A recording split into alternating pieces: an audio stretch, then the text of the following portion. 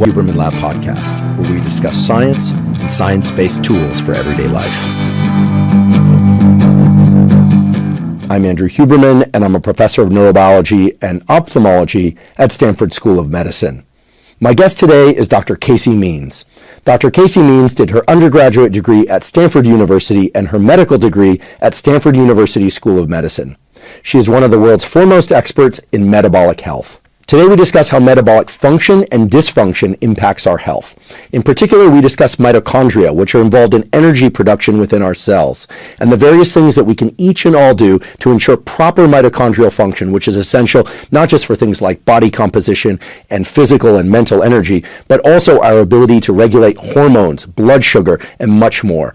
We discuss how exercise, even simple exercise like walking, as well as sleep, as well as more vigorous exercise, and in particular nutrition, including the types of foods we eat, the timing of food intake, and the sources and quality of those foods impact our mitochondria and other aspects of metabolic function. We also discuss how particular micronutrients within specific foods can directly impact mitochondrial and metabolic health. Dr. Means explains how mitochondria, inflammation, and reactive oxygen species, which are the byproducts of metabolism in our cells, can combine to create conditions of obesity, as well as ways that we can manage those things or even reverse mitochondrial inflammation and reactive oxygen species dysfunction in order to reverse obesity, reverse diabetes, and enhance our health in myriad ways. By the end of today's discussion, you'll have a clear picture of the cellular processes that occur in the brain and body that underlie metabolic disease and metabolic health. And most importantly, you'll have a very clear picture of the actionable items that we can each and all carry out every day and every week in order to ensure metabolic health, proper mitochondrial function, and indeed that can also impact body composition and overall feelings of well-being. I would also like to share that Dr. Casey Means has a terrific new book coming out. I know it's terrific because I've read it. It is entitled Good Energy, The Surprising Connection Between Metabolism and Limitless Health. If you're interested in the book, we provided a link to the book in the show note captions. Before we begin, I'd like to emphasize that this podcast is separate from my teaching and research roles at Stanford. It is, however, part of my desire and effort to bring zero cost to consumer information about science and science-related tools to the general public. In keeping with that theme, I'd like to thank the sponsors of today's podcast. Our first sponsor is Maui Nui Venison. Maui Nui Venison is the most nutrient-dense and delicious red meat available. I've spoken before on this podcast and with several expert guests on this podcast about the fact that most of us should be seeking to get about 1 gram of quality protein per pound of body weight every day. Not only does that protein provide critical building blocks for things like muscle repair and synthesis, but also for overall metabolism and health. Eating enough quality protein each day is also a terrific way to stave off hunger. One of the key things, however, is to make sure that you're getting enough quality protein without ingesting excess calories. Maui Nui Venison has an extremely high quality protein per calorie ratio, such that getting 1 gram of protein per pound of body weight is both easy and doesn't cause you to ingest an excess of calories. Also, Maui Nui Venison is absolutely delicious. They have venison steaks, they have ground venison, and they have venison bone broth. I personally like all of those. In fact, I probably eat a Maui Nui Venison burger pretty much every day, and occasionally I'll swap that for a Maui Nui steak. And if you're really on the go, they have Maui Nui Venison Jerky, which has 10 grams of protein per stick at just 55 calories. If you'd like to try Maui Nui Venison, you can go to mauinuivenison.com/Huberman to get 20% off your first order. Again, that's mauinuivenison.com/Huberman. Today's episode is also brought to us by 8 Sleep. 8 Sleep makes smart mattress covers with cooling, heating, and sleep tracking capacity.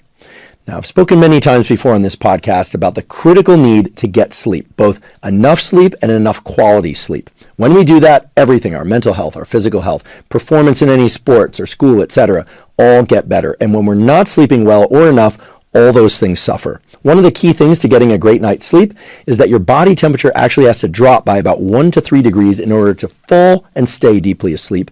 And in order to wake up feeling refreshed, your body temperature actually has to increase by about 1 to 3 degrees. One of the best ways to ensure that happens is to control the temperature of your sleeping environment. And with 8 Sleep, it makes it very easy to do that. You program in the temperature that you want at the beginning, middle, and end of the night. You can even divide the temperature for 2 different people if you have 2 different people sleeping in the bed, and it tracks your sleep. It tells you how much slow wave sleep and rapid eye movement sleep you're getting. It really helps you dial in the correct parameters to get the best possible night's sleep for you. I've been sleeping on an 8 Sleep mattress cover for well over 3 years now, and it has completely transformed my sleep for the better. If you'd like to try 8 Sleep, you can go to 8sleep.com/Huberman and save $150 off their Pod 3 cover. 8 Sleep currently ships in the USA, Canada, UK, select countries in the EU, and Australia. Again, that's 8sleep.com/Huberman. Today's episode is also brought to us by AeroPress. AeroPress is like a French press, but a French press that always brews the perfect cup of coffee, meaning no bitterness and excellent taste. AeroPress achieves this because it uses a very short contact time between the hot water and the coffee. And that short contact time also means that you can brew an excellent cup of coffee very quickly. The whole thing takes only about 3 minutes. I started using an AeroPress over 10 years ago, and I learned about it from a guy named Alan Adler, who's a former Stanford engineer, who's also an inventor. He developed things like the Aerobi Frisbee. In any event, I'm a big fan of Adler inventions, and when I heard he developed a coffee maker, the AeroPress, I tried it, and I found that indeed it makes the best possible tasting cup of coffee. It's also extremely small and portable, so I started using it in the laboratory, when I travel on the road, and also at home. And I'm not alone in my love of the AeroPress coffee maker. With over 55,000 5-star reviews, AeroPress is the best reviewed coffee press in the world. If you'd like to try AeroPress, you can go to aeropress.com/Huberman to get 20% off. AeroPress currently ships in the USA, Canada, and to over 60 other countries around the world. Again, that's aeropress.com/Huberman. And now for my discussion with Dr. Casey Means. Dr. Casey Means, welcome. Dr. Andrew Huberman, thank you so much for having me. Really excited to talk to you today about all things health. One of the things I love so much about your work is that you really give people a sense of agency through knowledge and actionable tools, which is very near and dear to my mission and my heart. But to kick things off, let's talk about metabolic function and dysfunction. I think most people hear the word metabolism and they think, okay, the burning of energy, maybe they think about ATP, maybe they think about calories in, calories out, that sort of thing. But what are we talking about when we're talking about metabolic function and dysfunction? Because these are really important concepts for everyone to understand. Yeah, I think you're exactly right. I think that when we hear the word metabolism, the first thing that comes to most people's minds is my weight. Do I have a fast metabolism or do I have a slow metabolism or something like basal metabolic rate? And I think what's really important for people to realize is that metabolism is actually the foundation of all health. It is the core foundational pathway that drives all other aspects of health. And it's also the core foundational pathway that's truly getting crushed in the modern American world and underlying 9 of the 10 leading causes of death in the United States today. It's really quite relevant to everyone. And the spectrum of metabolic rooted disease is vast and actually really relevant to most Americans. The latest research from American College of Cardiology suggests that 93% of American adults have suboptimal metabolism, and we can go into what that means. But fundamentally, when we're talking about metabolism, we're talking about how we convert food energy to human energy. So we take in a astonishing 70 metric tons or so of food in our lifetime. And that is potential energy. It's energy from the environment that's outside of us that through our metabolic pathways gets converted to a currency of energy that can then be used to pay for essentially every chemical reaction inside our body. And the bubbling up of all of those chemical reactions is our lives. And so when metabolism is not working properly, it's essentially creating underpowered cells. And like any city or factory or machine, not having adequate power will lead to dysfunction. And the reason that the metabolic spectrum of disease is so vast is because we have over 200 cell types in the body, and underpowering in different cell types is going to look like different symptoms, because underpowering in a astrocyte is going to look different than underpowering an ovarian theca cell or an endothelial cell. It's going to look different, but the core foundational process that is dysfunctional can actually be the same. And I think the biggest blind spot in Western healthcare, and actually the reason that health outcomes are actually getting worse every year, in the United States is because fundamentally we are ignoring metabolic health and metabolic dysfunction. We are laser focused on the downstream symptoms that result from metabolic dysfunction in different cell types. And we spend all of our energy focusing on those symptoms, playing whack-a-mole with them, and really ignoring that underlying foundational root cause of metabolic function.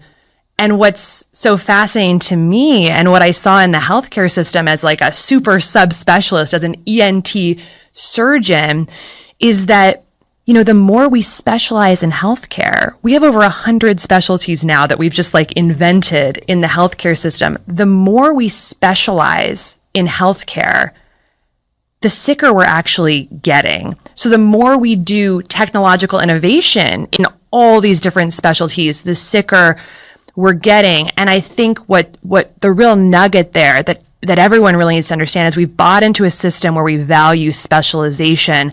And this is the game in Western medicine. But while we've done that, what has happened is we have the worst chronic disease epidemic and the lowest life expectancy of any high-income country in the world. And the reason is because in that specialization, we're focused on the downstream manifestation of underpowering of cells, the cell-specific symptoms, and not the metabolic function itself. So really our chronic disease epidemic in this country, it is a metabolic dysfunction epidemic, an underpowering epidemic. And that is the biggest blind spot in healthcare. And I think a focus on metabolic function as the center of our healthcare system, it's a completely new paradigm for health that is urgently, and I cannot overstate enough, it's urgently needed. We know we're not in the right paradigm right now when we have 100 isolated specialties, and yet 85 to 90% of the conditions in those specialties, if you go to the science and look at the real physiology, is metabolic dysfunction. So that's kind of the landscape of what metabolic dysfunction is and how it's kind of creating a big blind spot in the healthcare system that really represents an outdated way of categorizing disease that unfortunately is killing us, I would say. Yeah, thank you for that. I have several reflections and a question. First off, the analogy that comes to mind is an assembly line that's constructing, let's say, an automobile, and it sounds like 80 to 90% of the automobiles that are coming off that assembly line are not working well. Yeah. Tires aren't aligned, engine isn't working well, transmission isn't working, it has a bunch of issues, and no factory, no car manufacturer would tolerate that, nor would the customers, but we're tolerating that in ourselves, it sounds like. Many people are. Yeah. And then accepting the fact that then a bunch of other businesses are going to crop up, like the business that aligns the tires, the business that goes and repairs the pistons, and essentially, when you talk about these multi-specialties that have evolved in the medical care system, they provide an opportunity to go and fix the problems or try and ameliorate the problems. But really, what we need to do, to make this analogy much briefer than it otherwise would be, is just to go further up the assembly line, figure out whether or not the hardware is correct, the software is correct, and where the hardware and software are becoming deficient in this analogy where we are the automobile that's essentially coming off the conveyor broken. And the good news is, and I know this because I've read your book and because I follow your work very closely, the good news is that we each and all can take matters to some extent into our own hands, collaborate with healthcare providers, and repair metabolic dysfunction, essentially make us metabolically functional. So the question, therefore, is, I think most people, when they hear metabolism, they think energy. Yep. And when we hear energy, we think ATP sometimes, but typically people think about mitochondria, right? The powerhouse of the cell, so to speak.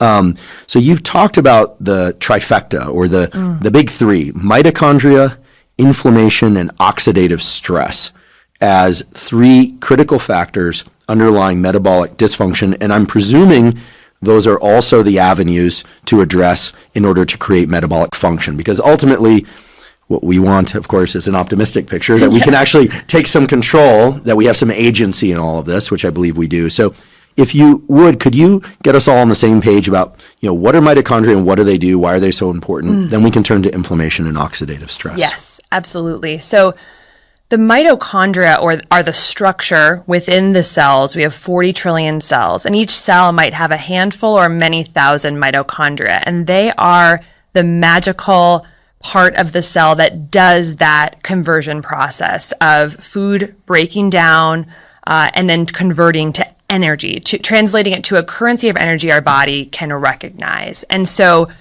currently what's happening is that our environment, the environment that our cells exist in across every single facet of our life over the past 50 to 75 years has changed rapidly. You look at how our food system has changed from whole, real food in good soil to industrial food. Our sleep habits have changed. We're sleeping less. It's very fragmented. Our movement patterns have changed. We're sitting 80% of the waking day. Our time in nature has changed. We actually are indoors as Americans 93% of a 24-hour period. So that totally changed our relationship with light. We have 80,000 synthetic toxins in our food, water, air, personal care products, home care products. We live a thermoneutral existence now with our thermostats. There's no real swings in temperature unless you're intentionally trying to.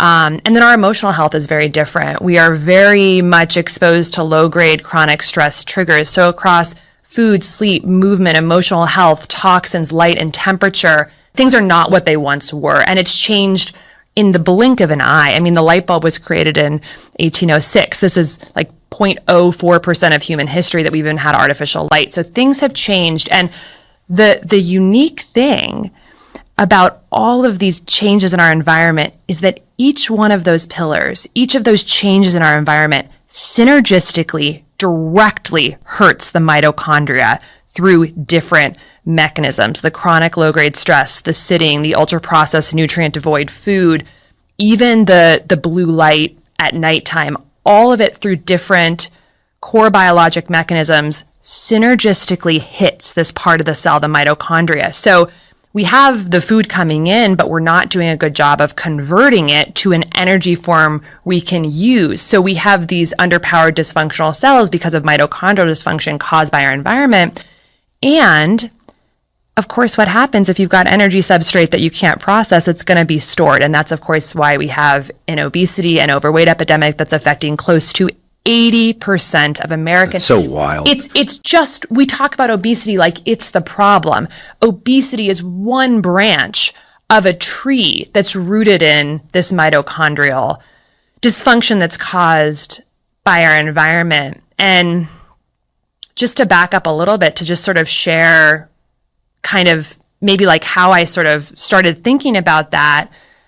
I had trained as an ENT surgeon and I was at Stanford Medical School. And I was so fascinated by this idea of like the way that we're defining the diseases we're treating in like a specialty like ENT is like, I saw sinusitis day in and day out, and we'd have these patients on the table that we'd be literally drilling into their skulls to suck out sinus pus. And that's like the treatment for sinusitis. And the way we diagnose the patients is we say like, okay, this patient has sinusitis if they have facial pressure, purulent pus, nasal discharge, nasal obstruction, and low sense of smell. So if they have these symptoms, then they have this disease. But when you actually go to the science and you actually go to the studies of like what is actually happening to create this, what you find is a lot of papers about mitochondrial dysfunction, because sinusitis is a chronic inflammatory condition where the cells are essentially sensing some threat, and then they mount this immune response that creates swelling, and then you get pus buildup. But we confuse the pus buildup with the disease, which is actually happening inside the cells. And so you start looking at PubMed as a clinician through a slightly different lens of like what's actually happening in the cells. And what you find for almost every chronic disease we're seeing in the US is that you will find a lot of papers on how the mitochondria are dysfunctional, lower ATP generation in a lot of these cell types. And then what does that do? And this gets to your question about chronic inflammation and oxidative stress. Well, when you've got that dysfunctional mitochondria, let's say in a nasal mucosal tissue, that is a cell that can't do its job. That is a cell that's underpowered. And what could be more threatening to the body than a cell that can't do its job? So interestingly, those cells will initiate a whole process, which is called the cell danger response. It's work that's been done by Robert Navio at UCSD, where basically they understand the mitochondria is not working properly. This is, of course, caused by the environment, and they will actually release extracellular ATP, which is not really supposed to go outside of the cell. And that creates a massive innate immune response saying like, I'm underpowered, I need help, my mitochondria is broken, this is the cell, releases ATP outside of the cell. Usually the concentration of ATP is 1,000,000 times higher inside the cell. So releases it almost as a neurotransmitter, a purogenic neurotransmitter that massively activates the immune system to come and help. But the immune system comes and is like, not much we can do for you here, because the problem is not something that the immune system can help with, like grabbing a bacteria and lysing it, or, taking care of some cells infected with a virus. The problem is outside the body. It's the environment. So you end up getting this tornado of dysfunction, of mitochondrial dysfunction caused by the environment, leading to the cell danger response, which leads to innate immunity. And then on top of this, you get the oxidative stress, which is the third piece of the trifecta, which is essentially these mitochondria trying so hard to do their work, but they're not working properly. So they create damaging metabolic byproducts called oxidative stress, free radicals that cause more damage. So this is happening in the nose.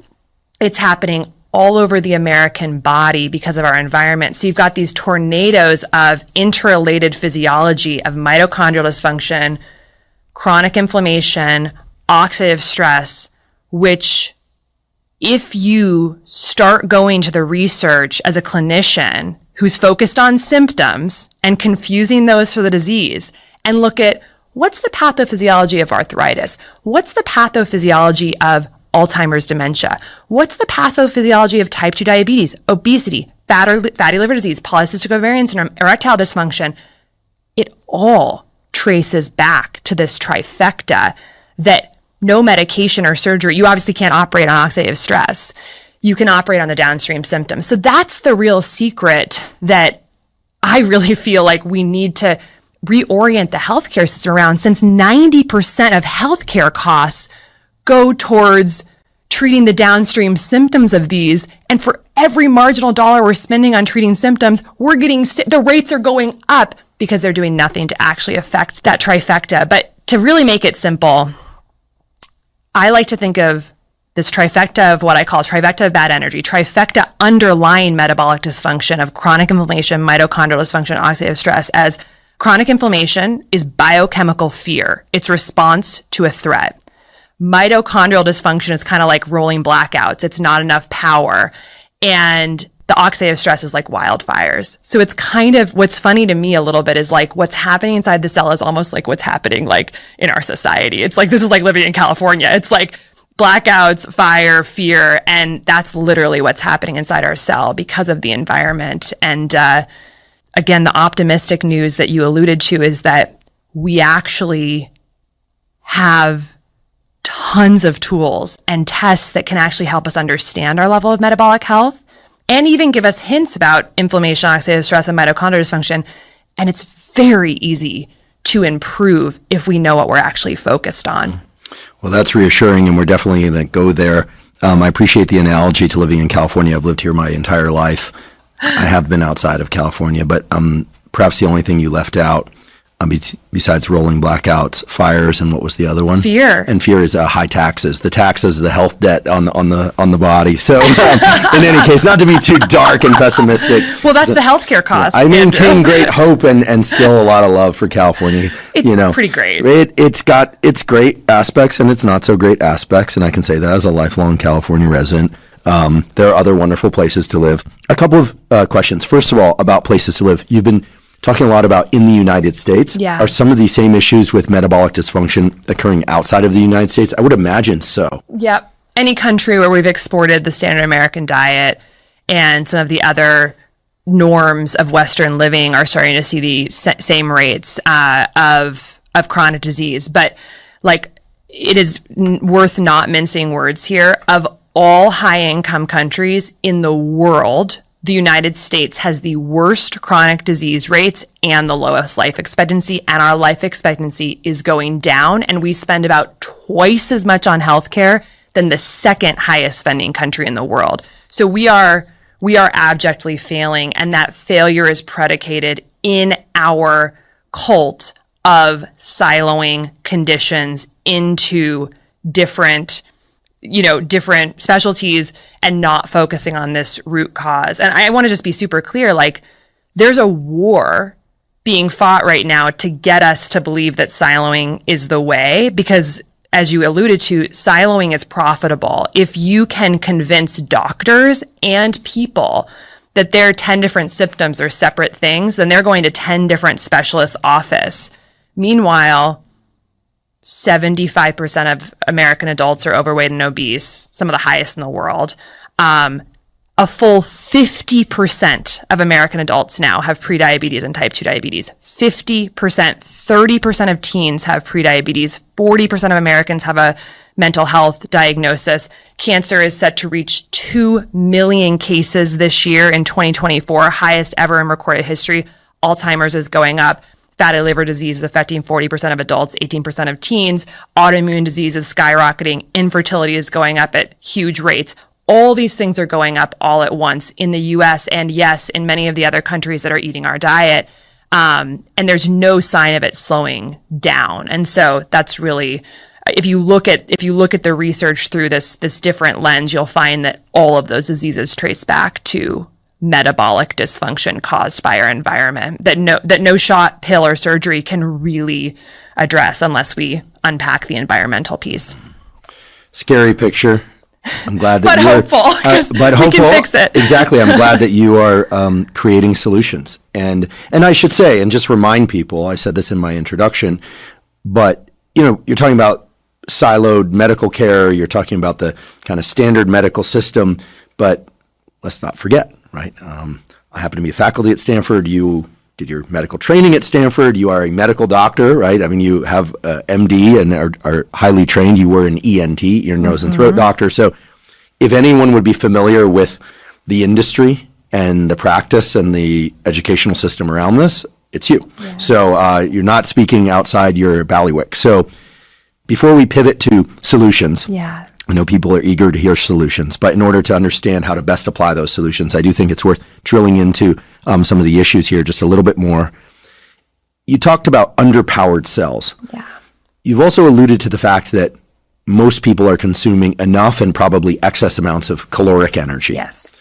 So is it the lack of mitochondria or mitochondrial dysfunction that's at the root of the problem? The analogy I come up with is you've got a power plant that can convert incoming power line to power that can be distributed to a community. Yeah. The community in this analogy being the organs and cells of the body. Yeah. There's plenty of potential energy, but there's something about the power plant that is inefficient or dysfunctional.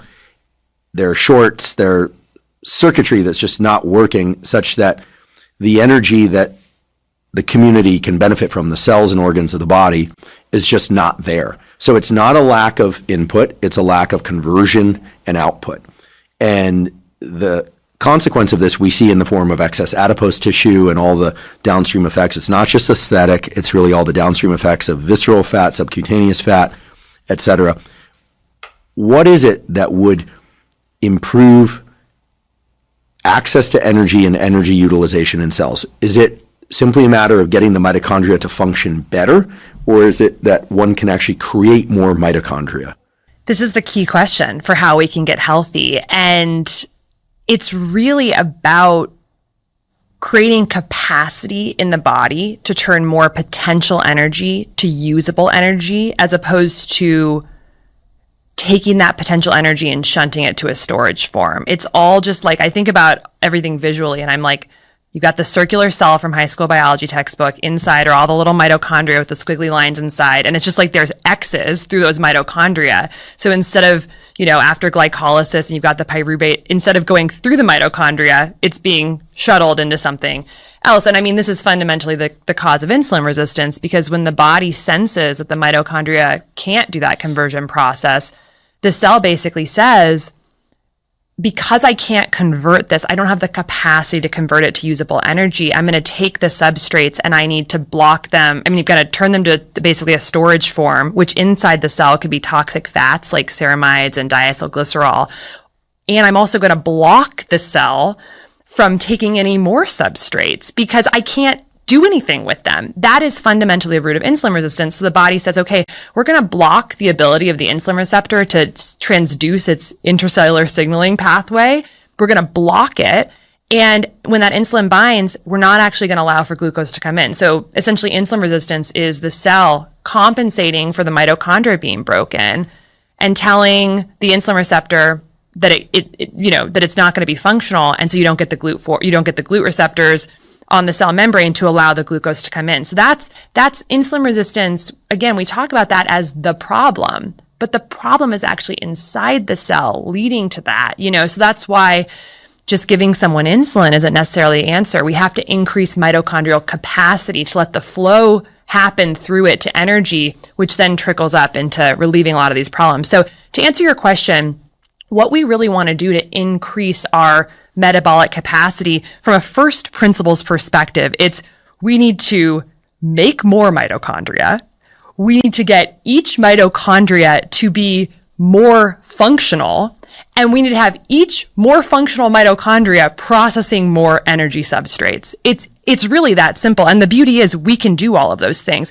If you actually break down like what those three things mean, it means promoting mitophagy, the recycling of old mitochondria to new mitochondria. It means promoting mitochondrial biogenesis. It means increasing the oxidative capacity of our individual mitochondria. It means improving mitochondrial fusion, which is actually when mitochondria come together to form long chains of mitochondria that are more efficient. So there's like a lot of technicality to like what it means to print more mitochondria, have them each be more efficient, and have each one do more work. But that's really what we want to do.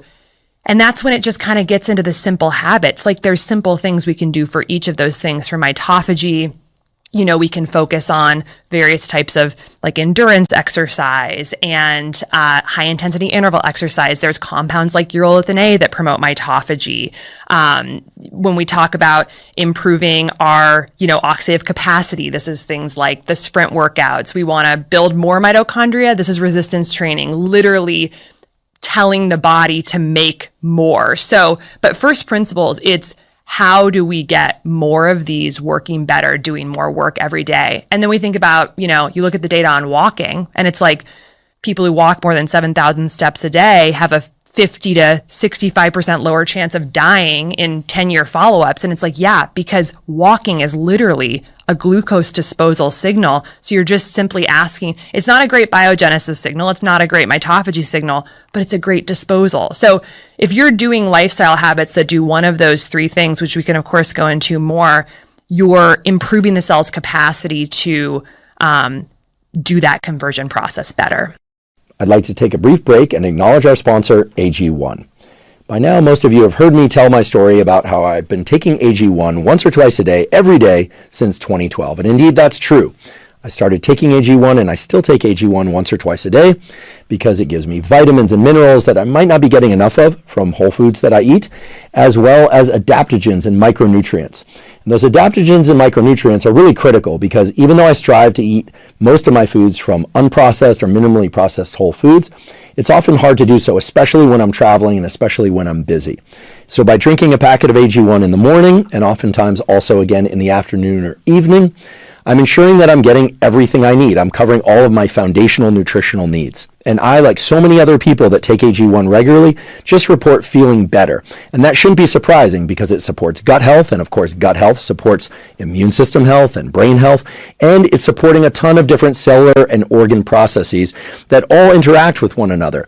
So while certain supplements are really directed towards one specific outcome, like sleeping better or being more alert, AG1 really is foundational nutritional support. It's really designed to support all of the systems of your brain and body that relate to mental health and physical health. If you'd like to try AG1, you can go to drinkag1.com/Huberman to claim a special offer. They'll give you 5 free travel packs with your order, plus a year's supply of vitamin D3 K2. Again, that's drinkag1.com/Huberman. There's a lot of great science and a lot of great stuff related to testing and assessment of one's metabolic health that we should get into and will get into. But since we touched on lifestyle, and because we've been talking about the sort of dysfunctional dark side for a bit, maybe we could just touch on some of the lifestyle factors that you just mentioned. Because I do think it's important that people really start to feel into their sense of agency. And here we're talking about things that are relatively low time investment, certainly don't have much financial cost in the sense that they could be done in gyms and with fancy equipment, but they don't require that. Again, I want to point out that these are not like strict prescriptives, but if you had a magic wand, and because you are interested in the health of humans, let's talk about a few of these things that can improve glucose disposal and mitochondrial function, mitophagy, the removal of dead or dysfunctional mitochondria so they can be replaced. Let's talk about the walking one first. You said 7,000 steps a day. I don't track my steps. What are we really talking about there? We're talking about taking the stairs and trying to walk as much as possible. Maybe like if we were going to just give a really crude prescription. You're a doctor, so you can prescribe things. What would you tell people to do? Like how many short walks per day? Is it like 3? Is it 5? Is it, what are we talking? I would say at least 3. I would say aiming for more than that is good though. So to sort of just give a sense of the picture of walking, if walking were a pill, it would be the most impactful pill we've ever had in all of modern medicine. There was a paper in JAMA, 6,300 participants followed for 10 to 11 years. And the people who simply walked 7,000 steps per day compared to less than that had an up to 70% lower risk of all-cause mortality in the follow-up period. So not causality, but it's pretty incredible. They've done follow-up research with slightly different numbers showing, again, though, like many thousands of people in the study followed for about 10 years, 8,000 to 12,000 steps per day was associated with 50 to 65% lower all-cause mortality. And this has been played out in many studies showing about a 50% reduction in Alzheimer's, dementia, obesity, type 2 diabetes, depression, cancer, gastric reflux, just all across the board. And I think the key thing is that it's not about the steps. It's about the fact that muscle contraction is medicine. When we contract our muscles, even in a very low grade way, like walking or doing a couple air squats, we're activating AMPK and we are essentially causing that cell to have a stimulus to push glucose channels to the cell membrane. Most of the time, the glucose channels are in vesicles, inside, in little bags inside the cells. They're not on the cell membrane. So of course, that's going to keep the glucose in your bloodstream not being processed by the mitochondria. So when we think about steps, it's a proxy metric for just moving more throughout the day. So let's take 2 people. You have a person who's walking for 1 to 2 minutes every 30 minutes throughout the day. Maybe they're exercising at the end of the day or the beginning of the day. Maybe they're not. That person is stimulating glucose channels to be at the membrane all day. Now let's take another person who works out really hard for 1 hour in the beginning or the end of the day. They feel great about it. They've checked that off their box, but they're sitting the entire rest of the day. Yes, they have gotten the benefits from the exercise, but for a lot of that day, those glucose channels are inside the cell, not doing the work they could be doing. So I think about these little teeny short walking breaks or push-up breaks or air squat breaks every 30 minutes or so throughout the day. as me essentially inside the cell pushing the glucose channels, the cell membrane to make them constitutively active. It's totally different physiology, and it's so easy. So it's not about the steps. It's about muscle contraction regularly throughout the day. And this has been shown out in actually more clinical research, which has there's been several studies, two that I think are fascinating, where they basically took two groups and they said, okay, we're going to have you walk 20 minutes before each meal, 3 times a day, 20 minutes after each meal. So that's also 3 times a day, or for like 2 minutes every 30 minutes throughout the day. So these are three separate groups. Either 20 minutes before, either 20 minutes after, or 2 to 3 minutes every 30 minutes. Okay. All added up to 60 minutes of walking or light jogging a day. I'm kind of paraphrasing two different studies that showed the same thing. One was jogging, one was walking, but it was basically chunks versus short walks every 30 minutes throughout the waking day.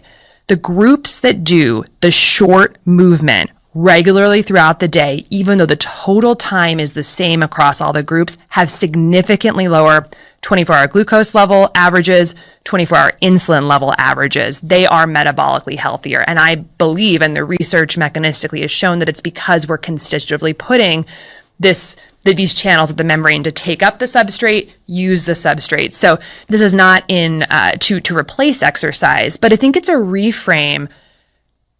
I think the concept of exercise is something we're really very wedded to in our Western culture. And you look at more like the Blue Zones and the centenarians, and it's like they're kind of moving is built into their everyday life. So we've taken movement out of our everyday life as these knowledge workers, as we've been industrialized. And then we think that exercise replaces that all-day movement. But biochemically, it does not.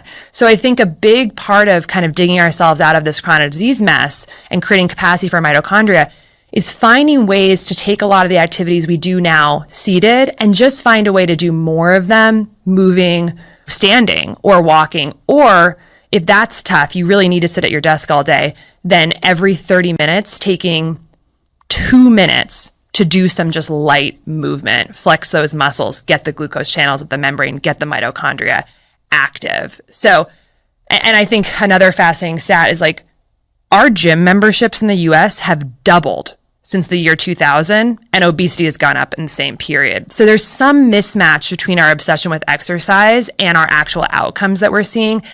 And I think it's that we have not actually rebuilt constitutive movement into our daily lives. Very interesting, because I think a lot of people are now working out, so to speak, doing resistance training, which I think is terrific.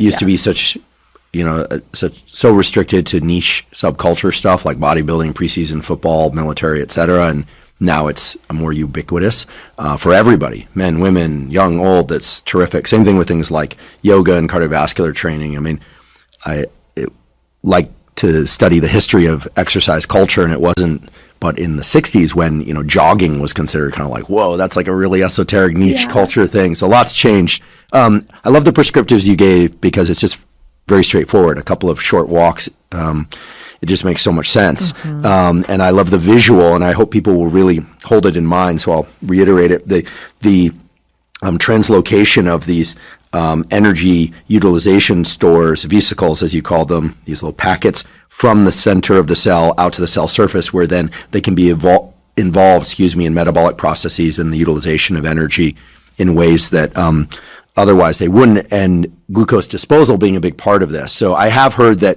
a short walk after a meal will reduce blood glucose in a way that's really dramatic. Huge amount, 35% just taking a walk around the block after a meal. That's definitely a prescription I think everyone should do, because the research is so strong on it, is that building in simply a 10-minute walk around the block or a dance party in the kitchen, moving your muscles for 10 minutes after a meal can drastically reduce your glucose response, because you're just bringing all those channels to the membrane, you're taking up the glucose, you're using it. It's a whole different physiology than sitting on the couch after a meal. That's very high impact. It's high leverage if it's after a meal. So highly recommend that. And the levels data and clinical data has shown that out time and time again. Whenever I go to a city like New York, when I am forced to walk more, I always just feel so much better. We also know that the optic flow that one experiences with walking has some interesting effects on the limbic pathways and quieting of some of the anxiety and stress-related pathways. This links up with things like EMDR, although There are factors that are separate from EMDR. Basically, moving through space, not outer space, but walking through space with optic flow has a certain anxiety reduction function in the brain, which there are beautiful data there, in my opinion. Okay, so that touches on walking. You did mention higher intensity exercise. So let's keep it within the cardiovascular realm for now. So getting heart rate way up, getting breathing hard for, some minutes each week, maybe a couple times per week. Seems that's a good way to increase mitochondrial function and mitochondrial number. Is that right? Yeah. So you take sort of each type of exercise. We've got walking, we've got resistance training, we've got high intensity interval training, we've got endurance training, and then we've got sort of more like zone 2.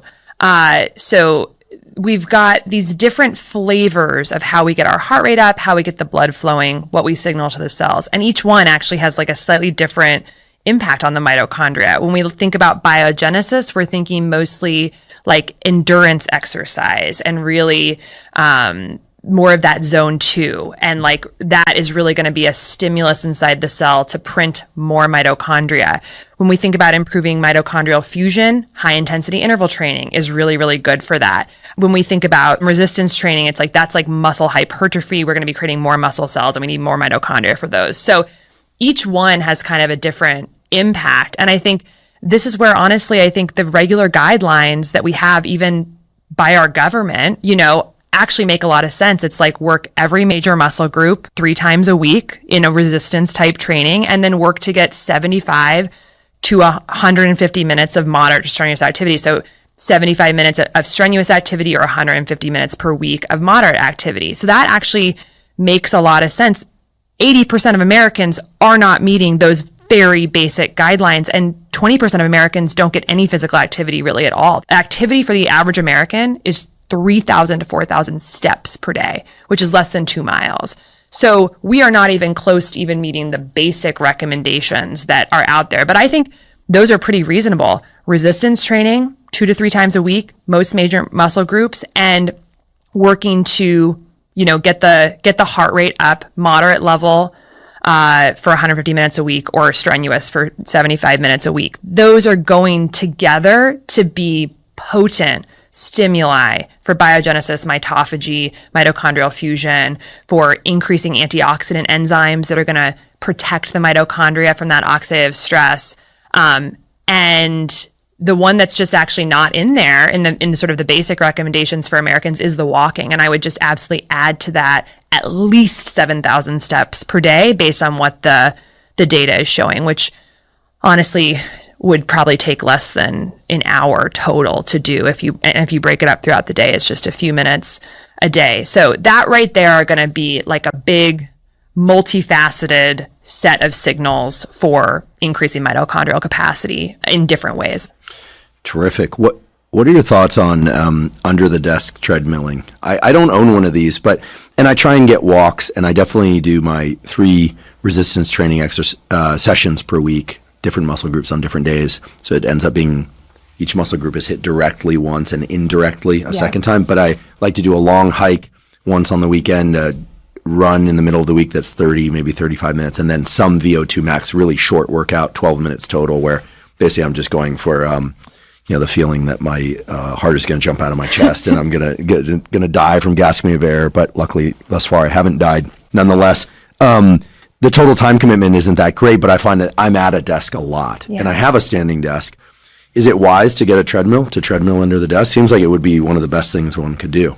I'm a massive fan of under treadmill desks because genuinely I believe that if we move more of our daily activities that we're doing seated indoors to outdoors moving, it would radically change the health of the United States with real physiology underneath it. So there's actually been research on under desk, standing desks that is pretty interesting. Small studies, but they took a handful of people, I think it was around 10, in a workplace environment, and they had them use under desk treadmills for 2.5 hours per day during the workday. So not a lot, at very slow speeds for 2 weeks. And people lost on average 2.6 pounds of fat and put on 2.2 pounds of lean mass. Wild. In a very short period of time.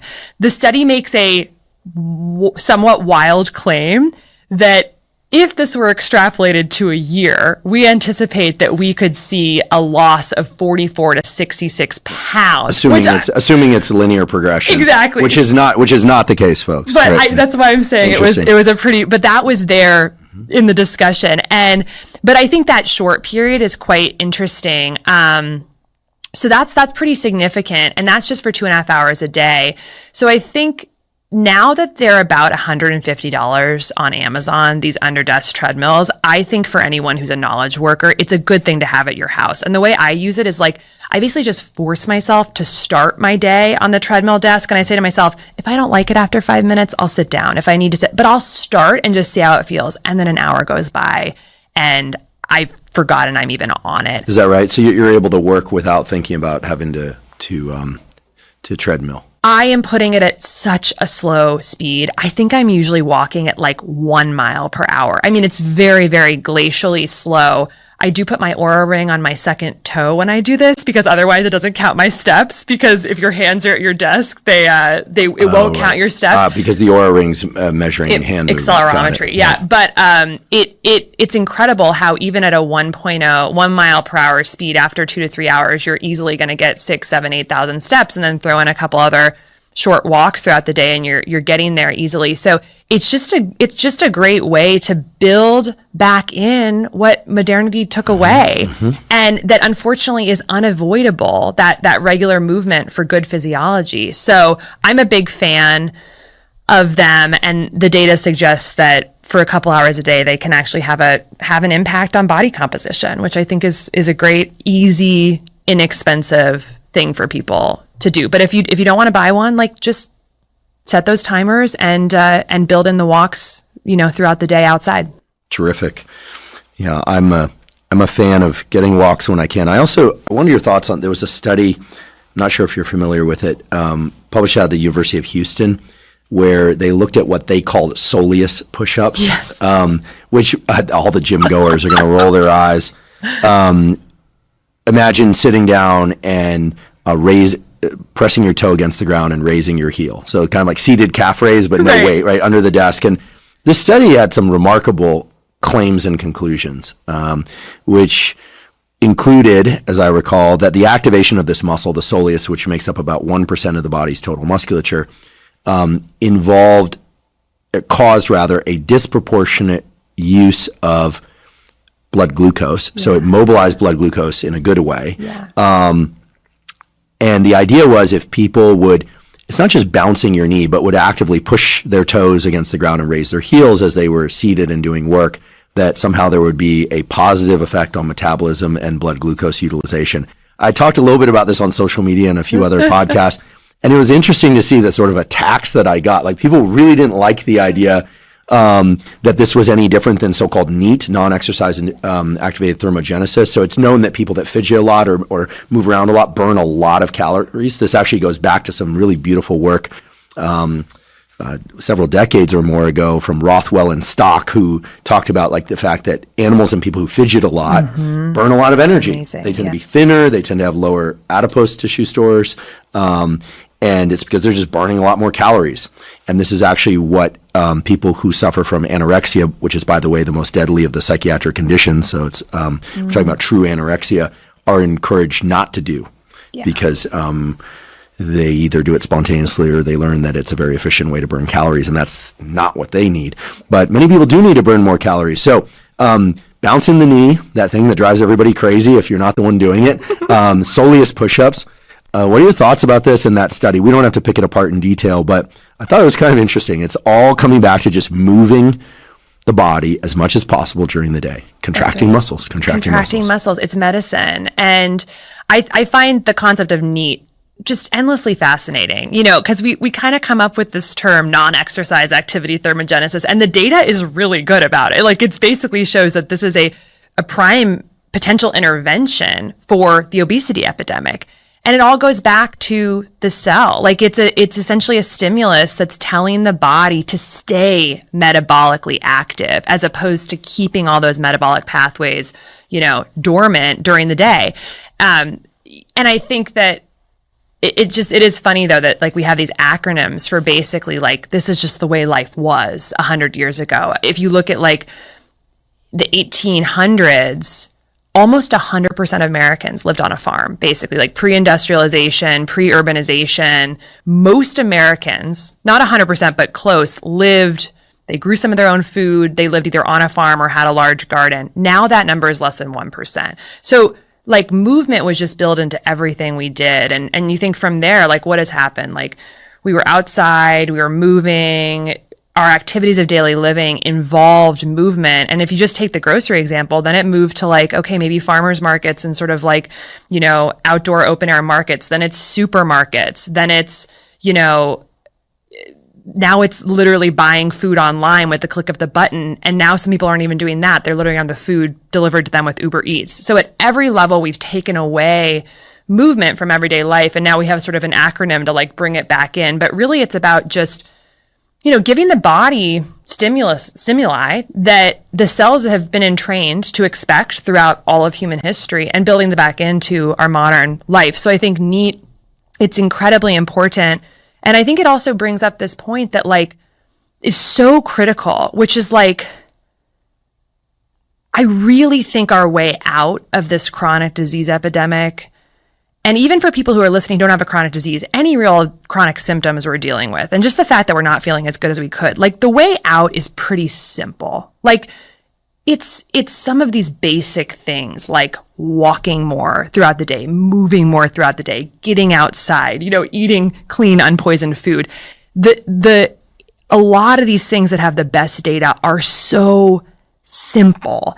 And I think it's like really important to just always remember like the game and the industry, it's all about how complex can we make it, like specialization, talking about some of the minutia, but like at the end of the day, all the simple habits that we know are healthy, like fundamentally improve cellular biology. And like some of these things like the NEAT, like the walking, like it's emblematic of the fact that some of the simplest solutions are the ones that are by far the most effective. And I think the biggest misconception in healthcare right now is that the way out and the way to get really back to true incredible health is complicated. Like it's really not that complicated. We've got to move more, throughout the day. That's one of them. And, on each pillar that we touched on earlier, food, sleep, all of this, when we talk about the simple habits that we know work, the reason they work is because they all positively impact the mitochondria. They positively impact oxidative stress. They positively impact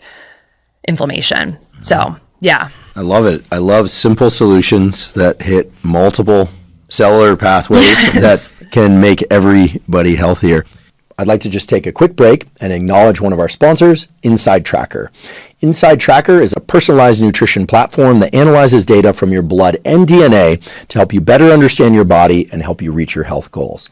Now, I've long been a believer in getting regular blood work done for the simple reason that many of the factors that impact our immediate and long-term health can only be addressed, that is, can only be measured with a quality blood test. Now, one issue with many blood tests out there is that you get information back about lipid levels, hormone levels, metabolic factors, etc., but you don't know what to do with that information. With Inside Tracker, they make it very easy to understand your levels and what they mean, and specific actionable items that you can undertake in order to bring those levels into the ranges that are optimal for you. Inside Tracker also offers Inside Tracker Pro, which enables coaches and health professionals to provide premium and personalized services by leveraging Inside Tracker's analysis and recommendations with their clients. If you'd like to try Inside Tracker, you can go to insidetracker.com/Huberman, and you'll get 20% off any of Inside Tracker's plans. Again, that's insidetracker.com/Huberman. I'd like to talk about assessment, yes. Blood tests in particular. I remember in college, I was just very curious about blood testing, and I had read a little bit about it, but it was really hard to access. I actually went to the Student Health Center and said, can I just get like my lipids measured, some hormone stuff measured? I was in great health. I just want to do that. And they're like, no, like what's the issue? Why would you do that? Now it's very easy to find places that will do blood tests, but there is some cost often. And nowadays, thanks to your efforts, your innovative and engineering efforts, and the efforts of others, there are ways to measure what's in your blood glucose in particular, with continuous monitoring and with snapshot monitoring. So let's talk about blood tests. What do you think are the 3 to 5 things that basically everybody, if they can, should know about what's circulating in their blood? I'm imagining LDL, HDL, this kind of thing. I guess ApoB is a big favorite of our friend Peter Attia. Yes. Fasting blood glucose, continuous blood glucose, post-meal, et cetera, just kind of evaluating how exercise, food, et cetera, impacts blood glucose. And then I'll leave the other categories open because my point here is not to answer the question for you, but that's what comes to mind. You've got the big ones. So this is key, is that every single person listening, I hope after this episode will go to their health record or send their doctor a message and at least get the following test. And the first 7 that I'll mention are very basic, and people might take umbrage to them because obviously there's a lot of debate about like what's everyone's favorite lab test. But I think about it as like, what are the basics that everyone should know? And then what's like the next tier up that are easy to access and are cheap, that'll give you a lot more richness, but which you still might have to kind of fight your doctor for. So the first few that you will not have to fight your doctor for and are often free on an annual physical and literally define metabolic syndrome are fasting glucose, fasting triglycerides, HDL cholesterol, hemoglobin A1C, total cholesterol, waist circumference, and blood pressure. Okay, sorry, I hate to interrupt, and my audience hates it even more, but I'm going to could you just explain what each of those is and what it corresponds to? Yes. Great, thank you. And I will say, first of all, the reason I'm choosing these, it's not even my own choice, really. It's 2 reasons. One is that the 2 studies over the past 5 years that have shown us in large populations that the vast majority of American adults are metabolically dysfunctional use those biomarkers. So I think because of that, it's important to know them. And the 2 studies that I'm referring to are one from UNC in 2018, which showed that based on those biomarkers, 88% of American adults have suboptimal metabolism. And then a follow-up study from the Journal of the American College of Cardiology from last year showed that number has gone to 93.2% of American adults are suboptimal in their metabolism. And these are the metrics that they use, and they're very basic. If you had to pay out of pocket, they would be less than $100. So let's talk through them. Why they're great is because together they give you kind of like a tapestry of what's actually happening inside the cell. If you choose to look at them that way, if you read the tea leaves of them, are the doctors often, if they see all these lab tests, it'll be in an electronic health record. We've all been through this experience. They'll come up on the screen and there'll either be like a green, orange, or red color next to it. Like it's high, it's low, it's borderline. And the doctor will basically, it's very algorithmic. Oh, your LDL is high, we need to bring it down. Oh, your glucose is high, we need to bring it down. Oh, your blood pressure is high, we need to bring it down. But what I'm inviting people to do is understand a little bit about each test and then read the tea leaves of what it's telling us about our mitochondria. So let's start with fasting glucose. So fasting glucose, when you look at these studies that I'm referring to, they call optimal less than 100. So to define whether you were in that 88 or 93%, you had to essentially be in their optimal range for all biomarkers not on medication. So I'll quickly run through what their ranges were. My ranges for optimal are tighter than these, but fasting glucose less than 100, triglycerides less than 150, HDL above 40 for men or 50 for women, hemoglobin A1C less than 5.7%, total cholesterol to HDL ratio less than 3.5 to 1, waist circumference less than 35 inches for women or 40 inches for men, and blood pressure less than 120/80. If those things were in those ranges and you weren't on medication for blood sugar or blood pressure or whatnot, you were considered optimally metabolically healthy. That's now 6.8% of Americans. All of these biomarkers are easy to change in 1 to 2 months, I would say, with simple lifestyle habits. Could you remind us what hemoglobin A1C is? I think most people are familiar with HDL cholesterol being the quote-unquote good cholesterol, and LDL being the bad cholesterol. And as I say that, I know I'm going to get dogpiled. Yeah, oh, totally. Yeah. But I'm not sure that I adhere to that. I'm not sure I don't adhere to that. I'm not sure about a lot of things, but I am sure that most people think of them that way. Yep. So just as to stay functional here, we'll frame it that way for now, with the caveat that might not be the whole story. Right. Isn't the whole story. Yeah. But triglycerides, fat in the blood, fatty stuff. But so key to understand about the triglycerides, it's not, we don't want to confuse triglycerides with eating more fat. Mm-hmm. Triglycerides are a storage form of excess carbohydrates in the blood. So this is why it can tell us something about, and I know you and Rob Lustig talked about this at length, but and Lane Norton. And Lane, yeah. Yeah, I mean, one of the things that's really tricky, is that the language around nutrition and health is complicated because people hear the word fat, they think body fat, right? But then they also think the macronutrient fat. Yes. We just need more words to better parse the reality. In biology, we call the two major groups of people lumpers and splitters. Yes. Lumpers like to lump everything together. It oversimplifies and complicates. Splitters like to split everything, give a name for everything, individual name for everything. It complicates. And so there's a middle ground, right? There's a land of reasonable people and nomenclature. And unfortunately, that does not exist on the internet, nor does it exist in any one specific subfield of medicine or science. I mean, so much of the confusion out in the world is because of a lack of adequate language. Right. In order to explain. So the triglycerides are a reflection of excess carbohydrate intake. And how it's helping us with that tapestry of understanding the trifecta of bad energy is that if you think about it, let's just go back to that cell and that poor mitochondria that's being absolutely decimated by our environment. And its capacity is low. Okay, so that mitochondria is like, I can't process glucose or fatty acids to ATP very well, so I'm going to block their entry into the cell. So now you've got glucose rising in the bloodstream. So, okay, fasting glucose, that was one of our biomarkers. If that's going up, that is a little bit of that tapestry of maybe something's going on inside the cell that's blocking the entry into the cell, so it's rising in the bloodstream. Okay, well, where's all that? The body does not want lots of glucose floating around in the bloodstream because it can literally independently cause endothelial dysfunction, which is basically blood vessel problems. It can cause oxidative stress in the bloodstream. It can cause glycation, which is sugar literally just sticking to things. The body doesn't want that glucose high in the bloodstream, so it converts it to triglycerides to be stored in a storage form of energy.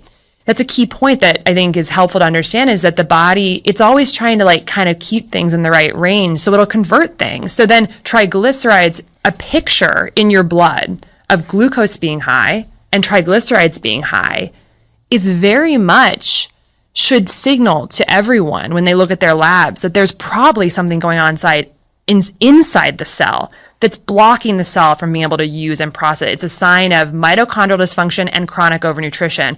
Too much substrate, not enough processing, glucose is going to go up, triglycerides are going to go up.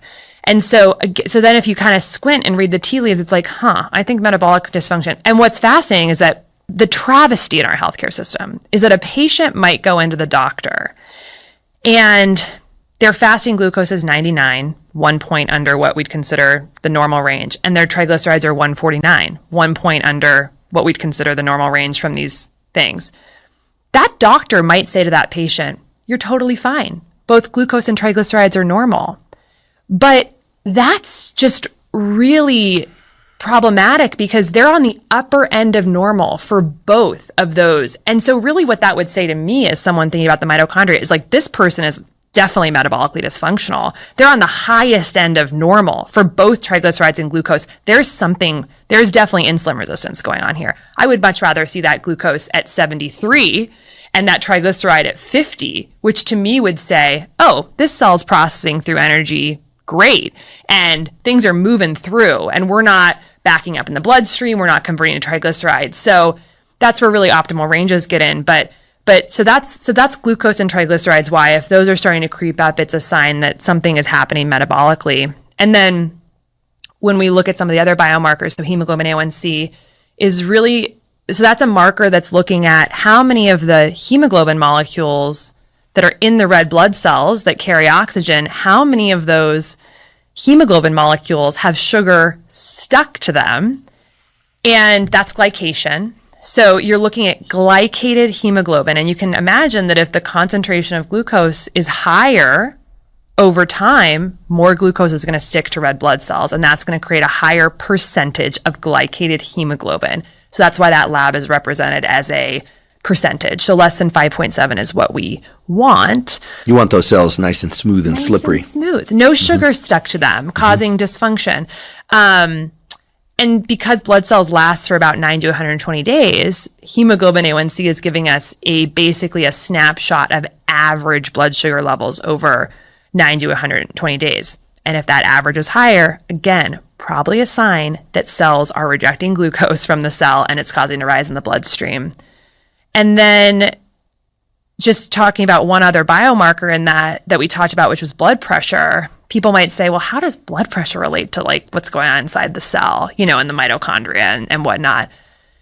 And the fascinating link is that when that cell becomes insulin resistant, which again is a compensatory mechanism for mitochondrial dysfunction, the insulin is going to rise in the blood because the body's insulin resistant. So the body's going to churn out more insulin to try and overcome the insulin block to drive the sugar into the cells. So insulin levels rise. Well, insulin is one of the key activators of nitric oxide, which is the molecule in the blood that dilates and relaxes blood vessels. And so when we become insulin resistant and we're not responding to that insulin signal, we end up getting less nitric oxide activity. So this is how kind of looking at even these very basic, very cheap biomarkers through the lens of basic cellular physiology, we can start to see, man, my body might be like underpowered. I might have a mitochondrial issue here. So that's a few of those tests that we really want to shoot for.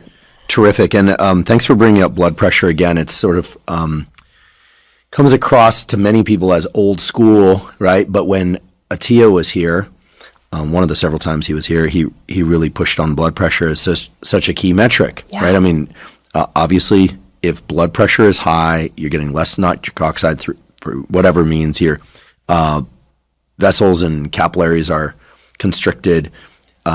Cells aren't able to use the energy that's coming in. There's excess energy. There's buildup of metabolic waste. There's all this stuff, and now we can start to see the picture that's trying to emerge. And as you mentioned briefly, these markers can be put into healthy range or maybe even fantastic range in a very short period of time.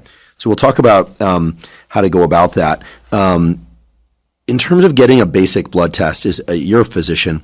What's the secret code? I'll give away one that a former guest who's also an MD shared, which is oftentimes if you ask your physician for a blood test, they will say, well, unless there's a particular need or you're struggling with something, they won't give it to you. But if you have a shift from baseline in a symptom or in a number, that can help. All the physicians are going to come after me now with stethoscopes. I'm willing to stand my ground. If you want a blood test, it's often useful to mention that there's been some market shift.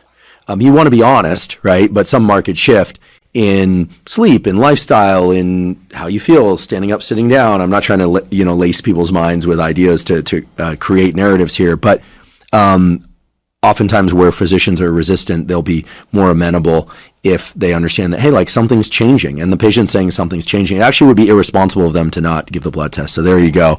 Bring it on, MDs. So, yeah, truly. Yeah. And I think the nice thing about these, again, very basic tests, and there are so many other tests that I talk about in my book and that you've talked about on your podcast, ApoB, uric acid, fasting insulin, HOMA-IR, HSCRP, liver function test, GGT, all these other tests that are great that can really tell us more about mitochondrial dysfunction, oxidative stress, chronic inflammation. But the ones I'm mentioning are the ones that you will not have to fight with your doctor about. Like everything I just mentioned, like the doctor should order on an annual physical. And it's really about us learning to actually like read the tea leaves of what they're saying and not look at them in this algorithmic way, but like how together, if they're creeping up or if many of them are a little bit high, like we need to focus all of our energy on improving mitochondrial capacity, basically, and bring those numbers down, which we can do very, very quickly. Once you start getting the mitochondria moving through more of those substrates, a lot of them will just naturally come down. Now, in the book, I give scripts to literally talk to your doctor with, because you are going to get pushback. Often, if you ask for a fasting insulin, I would say probably, I mean, even though doctors are waking up a little bit, like maybe 85% of people are going to have their doctors say they won't order that for them. So I actually think there's a huge benefit. I hate to say it, but like going outside the system, this is where I think innovation has been valuable. There's a lot of like amazing companies doing direct to consumer lab testing, so you can basically avoid the hassle. And some of them are very affordable. There's Function Health is a company that's doing 110 biomarkers, including all the key metabolic biomarkers for less than $500, and they'll do it twice a year. So you don't ever have to, and then they do interpretations. Inside Tracker, Next Health, Levels is doing labs. And so there's a lot of this springing up because I think people are sick of fighting with their doctors to get a crumb of information about their health. And we should probably be testing these, I would say 3 to 4 times a year. And the beauty is that like, I think a lot of what keeps people down in the health world is that they're confused about what to do. There's a lot of noise. There's a lot of different strategies. Do I do, paleo, keto, carnivore, vegan, Mediterranean? Do I do HIIT or zone 2 or eccentric? It's like there's so much noise. And the beauty with having a plan for understanding your biomarkers regularly is that you can cut through all the noise. Try a strategy, see where you stand, retests in a few months and see if you're moving in the right direction. You don't have to trust your doctor. You don't have to trust me. You don't have to trust anyone. You can literally trust your own labs. And I say to people, like, if your labs are optimal, and the ranges I just mentioned are not optimal, like you want to actually get to better than all of those if you want to be optimal. If your key metabolic biomarkers are optimal, if you feel absolutely freaking incredible and you have no symptoms, then you're probably doing the right strategy, whatever that is, vegan, keto, whatever, like, and exercise and your lifestyle, because that is showing that your cells are fundamentally working properly. So I think that's just a really empowering message. And now there's phenomenal companies that are cropping up to basically help allow people to do this on their own schedule, which I think is really the future of health and actually will help lessen, I think, some of the intensity of the diet wars, because it's like people can just say, like, I trust my strategy. I know I'm doing what's right for me because, like, look at all my biomarkers and I feel great, so. Yeah, what used to be the before and after, pre-diet exercise, post-diet exercise photos on social media are now starting to also include numbers, which is kind of interesting. I mean, obviously these aren't randomized controlled trials, but it's cool to see people posting their numbers of things that are not just related to aesthetics, but are or body weight, but are related to health metrics. Yeah, it's fun. I think it speaks to a more scientific or at least a more quantitative approach to things, and I think it's inspiring for people. Thanks for putting those scripts in the book that people can refer to. Let's say that I go in for these blood tests. I do the basic 7, and I find that my fasting glucose is a little high, my triglycerides are a little high, my LDL is a little high, maybe a few other things are okay. So I'm kind of in the, not in the red zone, but I'm in the we should probably pay attention to these things. Yeah. What are some of the things that one can do in order to try and move those needles in the right direction? I know we talked about walking and movement before. What are a few others? And maybe we could start to touch into nutrition a little bit, and then we'll pivot to insulin and blood glucose. I think on the highest level, it's about running through what are the science-based things that we know in our environment can lead to metabolic dysfunction, and take honest stock of how those factors are playing out in your life, and then choose a few to start moving in a different direction. So the ones that I think are ones that we can really control, and that we know based on the science are impacting our mitochondrial and metabolic health, is the food, the sleep, the movement, the emotional health, the toxins, our relationship with light, and our relationship with temperature. And your journey to optimal metabolic health might be totally different from mine, because I might really need to focus on the food and the sleep and the emotional health, and you might really need to focus on the toxins and the light and the movement. And so it's a lot of it is actually taking stock on where the levers are in your own life. Where are you crushing it, and where is there a lot of room for improvement? So step 1 is knowing that those are the things in our environment that we need to basically improve to give ourselves the best capacity. And then, of course, checking your biomarkers to make sure your interventions are working. But food, I think, is one that is totally unavoidable. Of those pillars, those 7 pillars, food is one that most of us are getting wrong and that we really actually have to get right to improve our metabolic health for a lot of reasons. I mean, our bodies are basically 100% molecularly made from food. That's so wild. It's so wild. Every time I think about that, it kind of like blows my mind. Like babies are 3D printed from food, basically inside a woman's body. It's wild to me. And then what's so cool about the body, what brings me just immense awe every day is that like we have this conception in our Western world that the body is like a thing that we're with throughout our life because we kind of look the same and we like age slowly. So it's like Casey is a thing and Andrew is a thing, but the body is actually a process.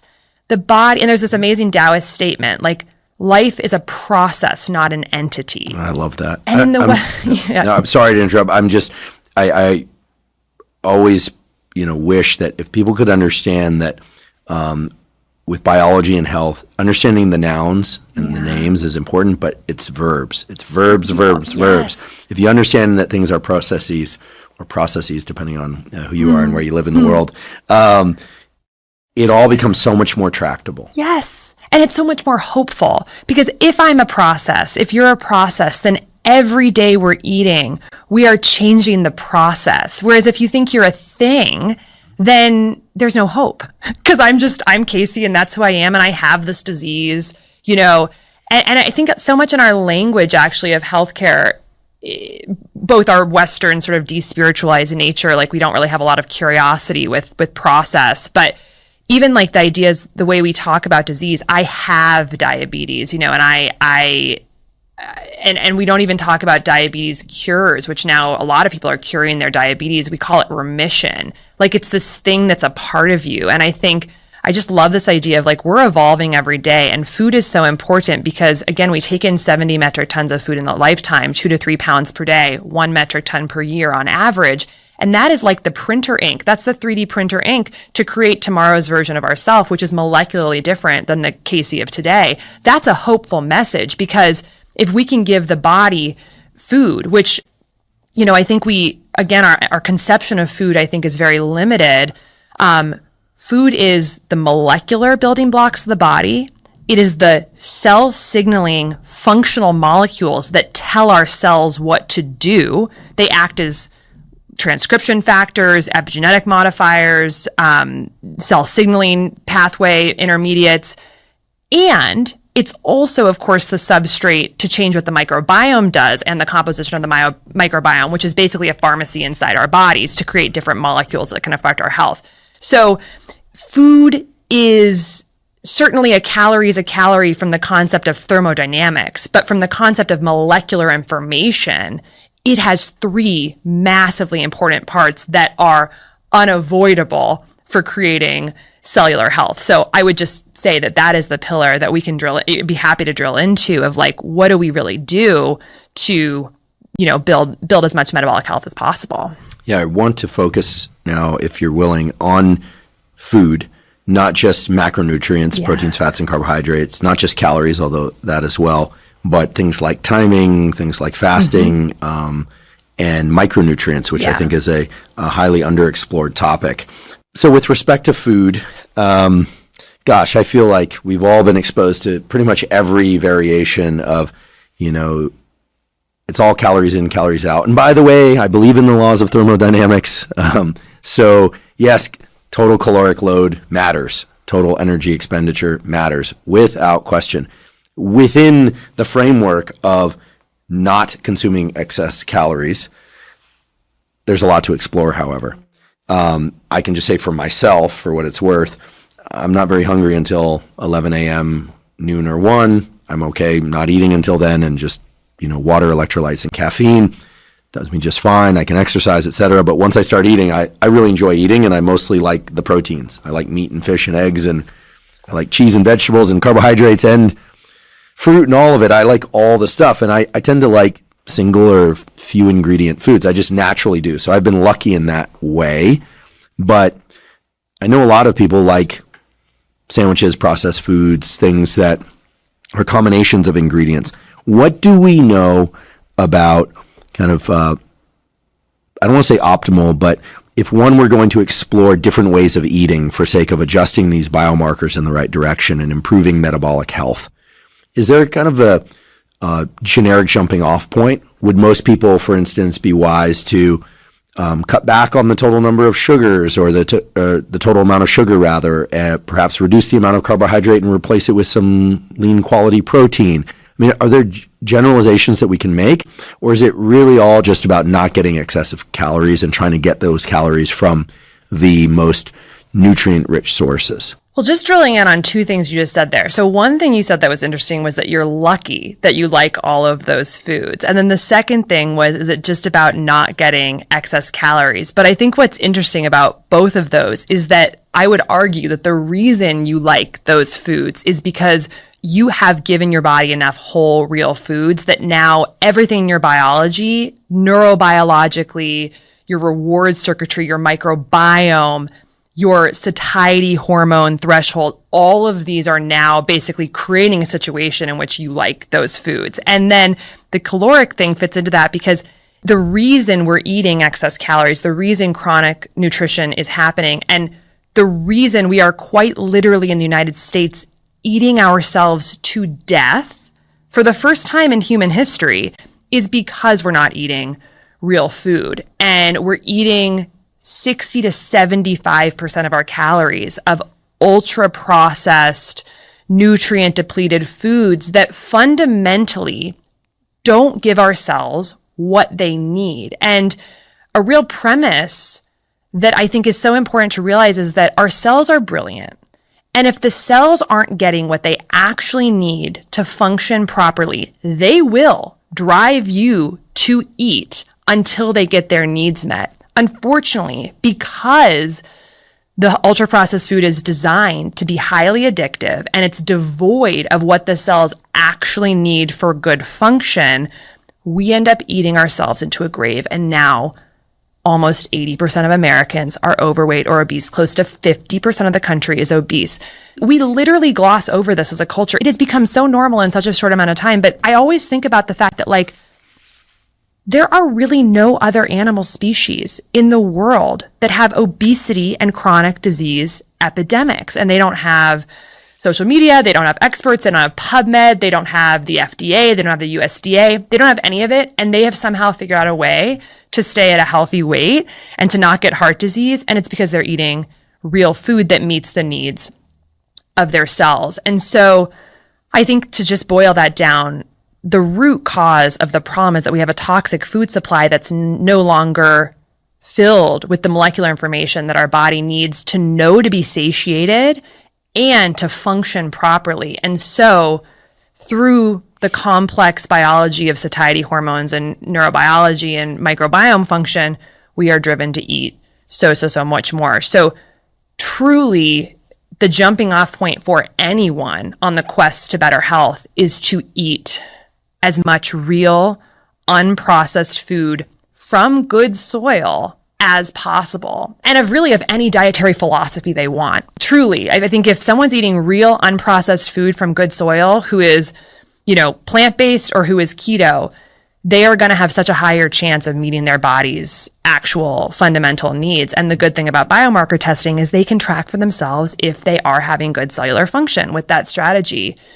There's been studies that have panned this out. We know that the more ultra-processed food you eat, the higher risk of obviously obesity, but also chronic diseases are. But then, of course, there's an amazing study from Kevin Hall just recently where he basically locked people up at the NIH, and for 2 weeks he had them eat ultra-processed food, and for 2 weeks he had them eat real food.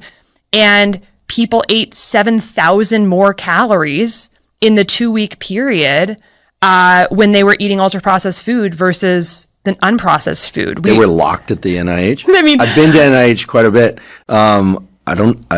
It's great for a day job or a day visit. I don't know that I want to be locked there. That sounds like the Stanford prisoner experiment. I say this tongue in cheek and with such admiration for what he had to do, but I think it's so amusing that we have this totally frankenfood, toxic food system that's largely ultra processed, and it took amazing Kevin Hall to basically do an NIH, funded study where people, what I say by locked is that they were inpatients at the NIH and had ad lib, unlimited access to food during each of those 2-week interventions. So it was 2 weeks of ultra processed food, 2 weeks of unprocessed or minimally processed food.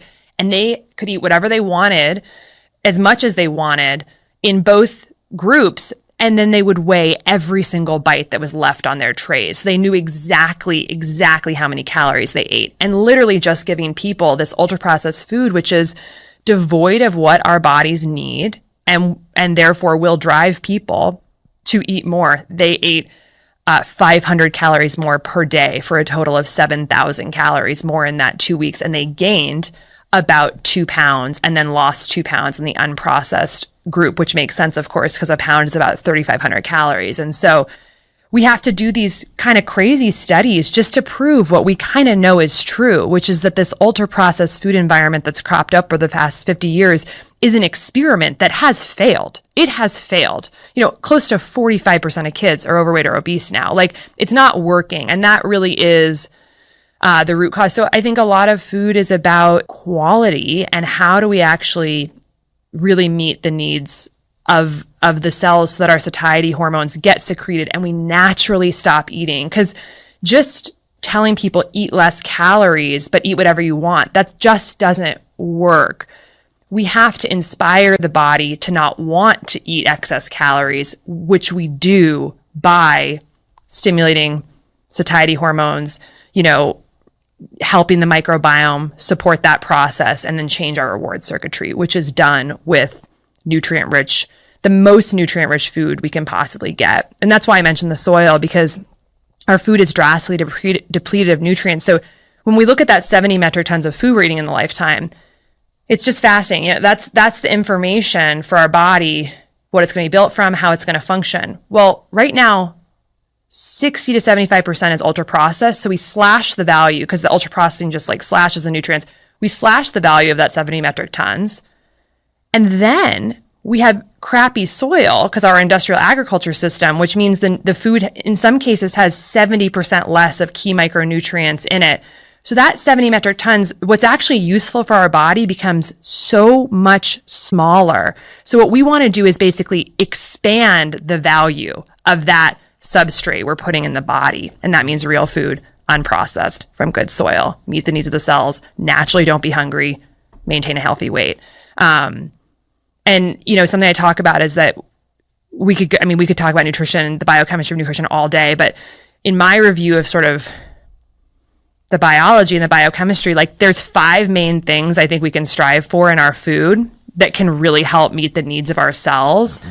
And when it really comes, there are obviously more things our body needs, but if we strive for these 5 things, we will ultimately, I think, eat a really healthy diet. And that is fiber, omega-3s, adequate healthy protein, a good amount of probiotics, and high antioxidant sources. And if we build our diet around knowing a few things in each of those categories that we really love and stock our kitchen with it and make our meals a mixing and matching of each of those components, and we get a good amount of those, we will give the body a lot of what it needs to have mitochondrial health, reduce chronic inflammation, reduce oxidative stress.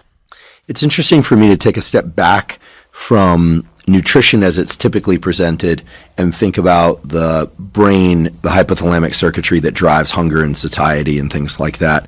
And to map that onto what I've heard, and I believe to be true based on my view of the literature, which is that we are largely, meaning these circuits in the brain make us largely amino acid foraging machines because we need those amino acids in order to carry out metabolic processes and reconstruct any tissues that need repair and recovery, not just from exercise, but just daily turnover, removal of waste, etc. So we're foraging for amino acids unconsciously. Mm-hmm. We're foraging for micronutrients. Mm-hmm. And of course, we need macronutrients. We need enough energy from proteins, fats, and carbohydrates, or some either combination of the 3. I feel like I'm sort of in the dying category of omnivores, right? I'm neither, I'm not meat-based and I'm not plant-based. I'm in omnivores. I think most people are omnivores, actually, but omnivores aren't discussed quite as much as the other categories, at least not on social media. But that, we think of ourselves as getting hungry and wanting to eat. And I think eating the foods, some of them that I listed off before, like meat and fish and eggs and vegetables and fruits, and some I do like starches like rice, oatmeal, some pastas, some sourdough breads and things. I love butter. Who doesn't love butter? Of course, none of that stuff in excess, olive oil. But if one looks at kind of that buffet of options, you realize you can get some high quality amino acids. You can get some high quality lipids. You probably want to get more of them from olive oil than from butter, but you can get the micronutrients you need provided those food sources are healthy. Now, contrast that with a highly processed diet or even a minimally processed diet, and you can get the taste, you can get the macronutrients, you can get the calories, but you don't, meaning the brain doesn't really have a sense of, it can't directly map taste, calories, micronutrients onto one another. Yeah. And so you can imagine that the neural circuits, and here is a little bit of hypothesizing / conjecture, but that the neural circuits responsible for hunger and satiety would get immensely confused by what's in a highly processed food, right? A Snickers bar, if you like sweets, tastes pretty good, but it's unclear what's in it except sugar, except some, it's got a certain Snickers bar taste, right?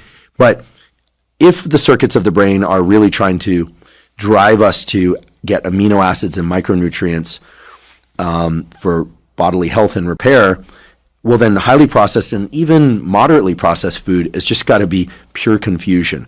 Sorry to go long here, but it reminds me of an idea I had once where, like, imagine if you took a pill that greatly increased the level of dopamine, norepinephrine, acetylcholine, and serotonin all at once. That's polypharmacology. And it might make you feel a certain way, maybe good, maybe bad, and then afterwards you'd probably have a bit of a crash as the drug wore off. No doubt you would. But let's say you wanted more of that feeling. You wouldn't really know what to go look for because you don't know what was in it because it's polypharmacology. So I feel like highly processed food is polypharmacology. Yes. Whereas when you are eating foods that create a more pure experience of micronutrients, amino acid content, calories, and taste, those four things map to one another, that intuitively we can start to understand, I like this food and it's good for me and this is enough of it, right? I don't know anyone who of reasonable size that eats like 4 ribeye steaks. They eat one. I mean, I'm sure there's some freaks out there that do that, but one, even small piece of quality meat is very satiating. Yeah. You will self-regulate because the body, like every other animal in the world, is exquisitely designed to regulate hunger on a very intuitive level if we eat natural food. I think it's almost ridiculous to talk about calories in isolation because the reason we're eating more calories is because we're eating ultra-processed food. And so, but I love what you just said, Andrew, about the brain and the polypharmacy. I think that literally I've never heard that said. And I think it's like processed food is like polypharmacy of food. It is the definition of processed food, which I know you talked about with Rob Lustig, the NOVA 4 criteria is literally it's breaking down foods into these constituent parts that were never meant to be separated from each other, like the endosperm of a wheat kernel, separate from the bran and the germ. And then take that and like a little science experiment, pair it up with all these other individual components and synthetic chemicals that are made in a factory and put them together to create this thing that the body, I truly think our insatiable hunger, again, we're eating ourselves to death in the United States. That's the reality. Our insatiable hunger and our chronic disease epidemic fundamentally is a lot of, it's mass cellular confusion. And when you think about what chronic inflammation is biochemical fear on the cellular level. Well, when you put this stuff into the body that's never seen before, obviously that's going to generate some confusion. And, you could trace that back to what that really means with leaky gut and, all the sorts of the real physiology of that. But there's a wonderful book that is called The End of Cravings by Mark Schatzer. He also wrote The Dorito Effect, but he talks a little bit about what you're talking about, which is this idea that processed food is actually the ultimate sort of food based variable reward. So in the way that things that, I'm speaking expert here, but things that the body can't predict what the outcome is going to be are going to kind of get you in that dopamine motivation pathway. And that's actually what processed food is doing is it's every time we eat a different, we think we're eating a tortilla, but it's like completely different than all the other weird tortillas, ultra processed tortillas on the shelf. So every time we eat tortilla and our brain is this incredible prediction machine. And as it's coming towards our mouth, we're predicting what the load is going to be, but we have no idea. Is it a Coke Zero? Is it a Diet Coke with aspartame? Is it a regular Coke? It all tastes the same, but the nutrients that hit our gut are totally different. So we end up actually triggering the motivation pathways because of processed food representing a variable reward. Whereas every time you eat a ribeye, your body's pretty much getting a similar thing each time. And so the prediction matching is going to be more conducive to getting off the motivation treadmill for more, which I think is so fascinating. But I think backing up a little bit, one concept I have for food that really helps me is really thinking about the body's always trying to help me be satiated and trying to help reduce my cravings. I literally just have to give the body what it needs. I have to stimulate the body in a way that it will serve me in giving me satiety hormones to basically regulate my hunger. And again, with visuals, I think it's so helpful. I think about these cells lining our small intestine that literally have nutrient sensors, and literal receptors on the cell membrane in the luminal side of the gut that's facing all the food that are just sitting there waiting to bind with these things in our food that will stimulate the cell to make the satiety hormone that effortlessly makes us not hungry, gets rid of that grip of attachment to cravings that all of us are so plagued by. And I think, we have this intense conversation happening in society right now about GLP-1 analogs and Ozempic and Mounjaro and all these things, GLP-1 agonists. But we rarely talk about the fact that we have nutrient sensing cells of the gut, the L cells of the gut, that when stimulated appropriately will make GLP-1. And when stimulated the way they want to be, will secrete hordes of GLP-1 for us. And so how do we actually think about just literally giving the body what it needs to stimulate the satiety hormones? And the processed foods aren't giving us those things. The things that are going to stimulate those cells. Well, the things that this is kind of fascinating if you don't mind going down a little road. No, please. Please. With the GLP-1 conversation, I feel so missing from the conversation is the idea that from a first principles perspective, there's 3 ways our body could make more GLP-1. We make more cells that make it, L cells of the gut. Each of those cells makes more GLP-1. And importantly, we can also inhibit the inactivator of GLP-1, which is an enzyme called DPP-4. So GLP-1 actually gets rapidly degraded by DPP-4 in the body. So if we can figure out how to inhibit DPP-4, we can raise our GLP-1 levels. What is DPP-4? It's an enzyme that breaks down GLP-1 Thanks. rapidly. Yeah, I think you said that and I missed it. I apologize. It's so fascinating. And so how often have you seen in the headlines, here's some strategies to inhibit your DPP-4? Never, because Ozempic is on track to be the highest grossing med in human history. And just like we talked about in the beginning of the episode, the whole industry, this $4 trillion healthcare industry, is desperate for us to not understand how to do the things that drugs could do for us. So when we look at those 3 first principles approaches of how do we make more L cells, get them to produce more GLP-1 from each L cell, and then inhibit the breakdown through the inhibition of DPP-4, for the first one, we know that short-chain fatty acids, which of course are the byproduct of microbial fermentation of fiber in the diet, stimulates the differentiation of more L cells in the gut. So more short-chain fatty acids, more L cells. Can we translate that into support the gut microbiome? Eat more fiber. Eat more fiber. And we had Justin Sonnenberg from Stanford on, a world expert in gut microbiome, and he was a big proponent of, based on work he's done with Chris Gardner and others at Stanford, so happens, of ingesting 1 to 3 servings of low sugar fermented foods each day. Things like sauerkraut, kimchi. Again, low sugar variety is probably best. Not Kefir. kombucha. Maybe not. You said not kombucha? Yeah, because that's going to be the highest sugar of the fermented foods, which people often go to, but and now often that's costly become soda. Too. And pretty costly. The sauerkrauts, you can actually make your own sauerkraut. Tim Ferriss had a great recipe for this in The 4-Hour Chef. Mm-hmm. You have to be careful because that you can create some unhealthy ferment. You have to do it the way he describes. So check out the recipe; it's online. Or you can buy sauerkraut and the brines. Drinking the brine off the sauerkraut or off seems to be good for the gut. That's such a great point, which is that ultimately we want the short chain fatty acids, which is the medicine that the microbiome are making for us through the microbial fermentation process. And we can basically do that in 3 ways. One is we can eat more fiber, which is prebiotics. We can also eat more polyphenols because we're now learning that the microbiome actually they ferment polyphenols which is basically, you'll find those in colorful fruits and vegetables, spices, teas, cocoa, things like that. So fermentation of polyphenols and fiber to short chain fatty acids, which then we absorb. And then, like you just said, in a fermented food, the bacteria in that food will be making short chain fatty acids by fermenting the food in there. And then if we drink that, we're getting the short chain fatty acids directly. So that's the kimchi, sauerkraut, Greek yogurt, kvass, which I'm obsessed with, which is like low sugar kombucha. It's like made with fermenting beets, basically. That's good stuff. It's such good stuff.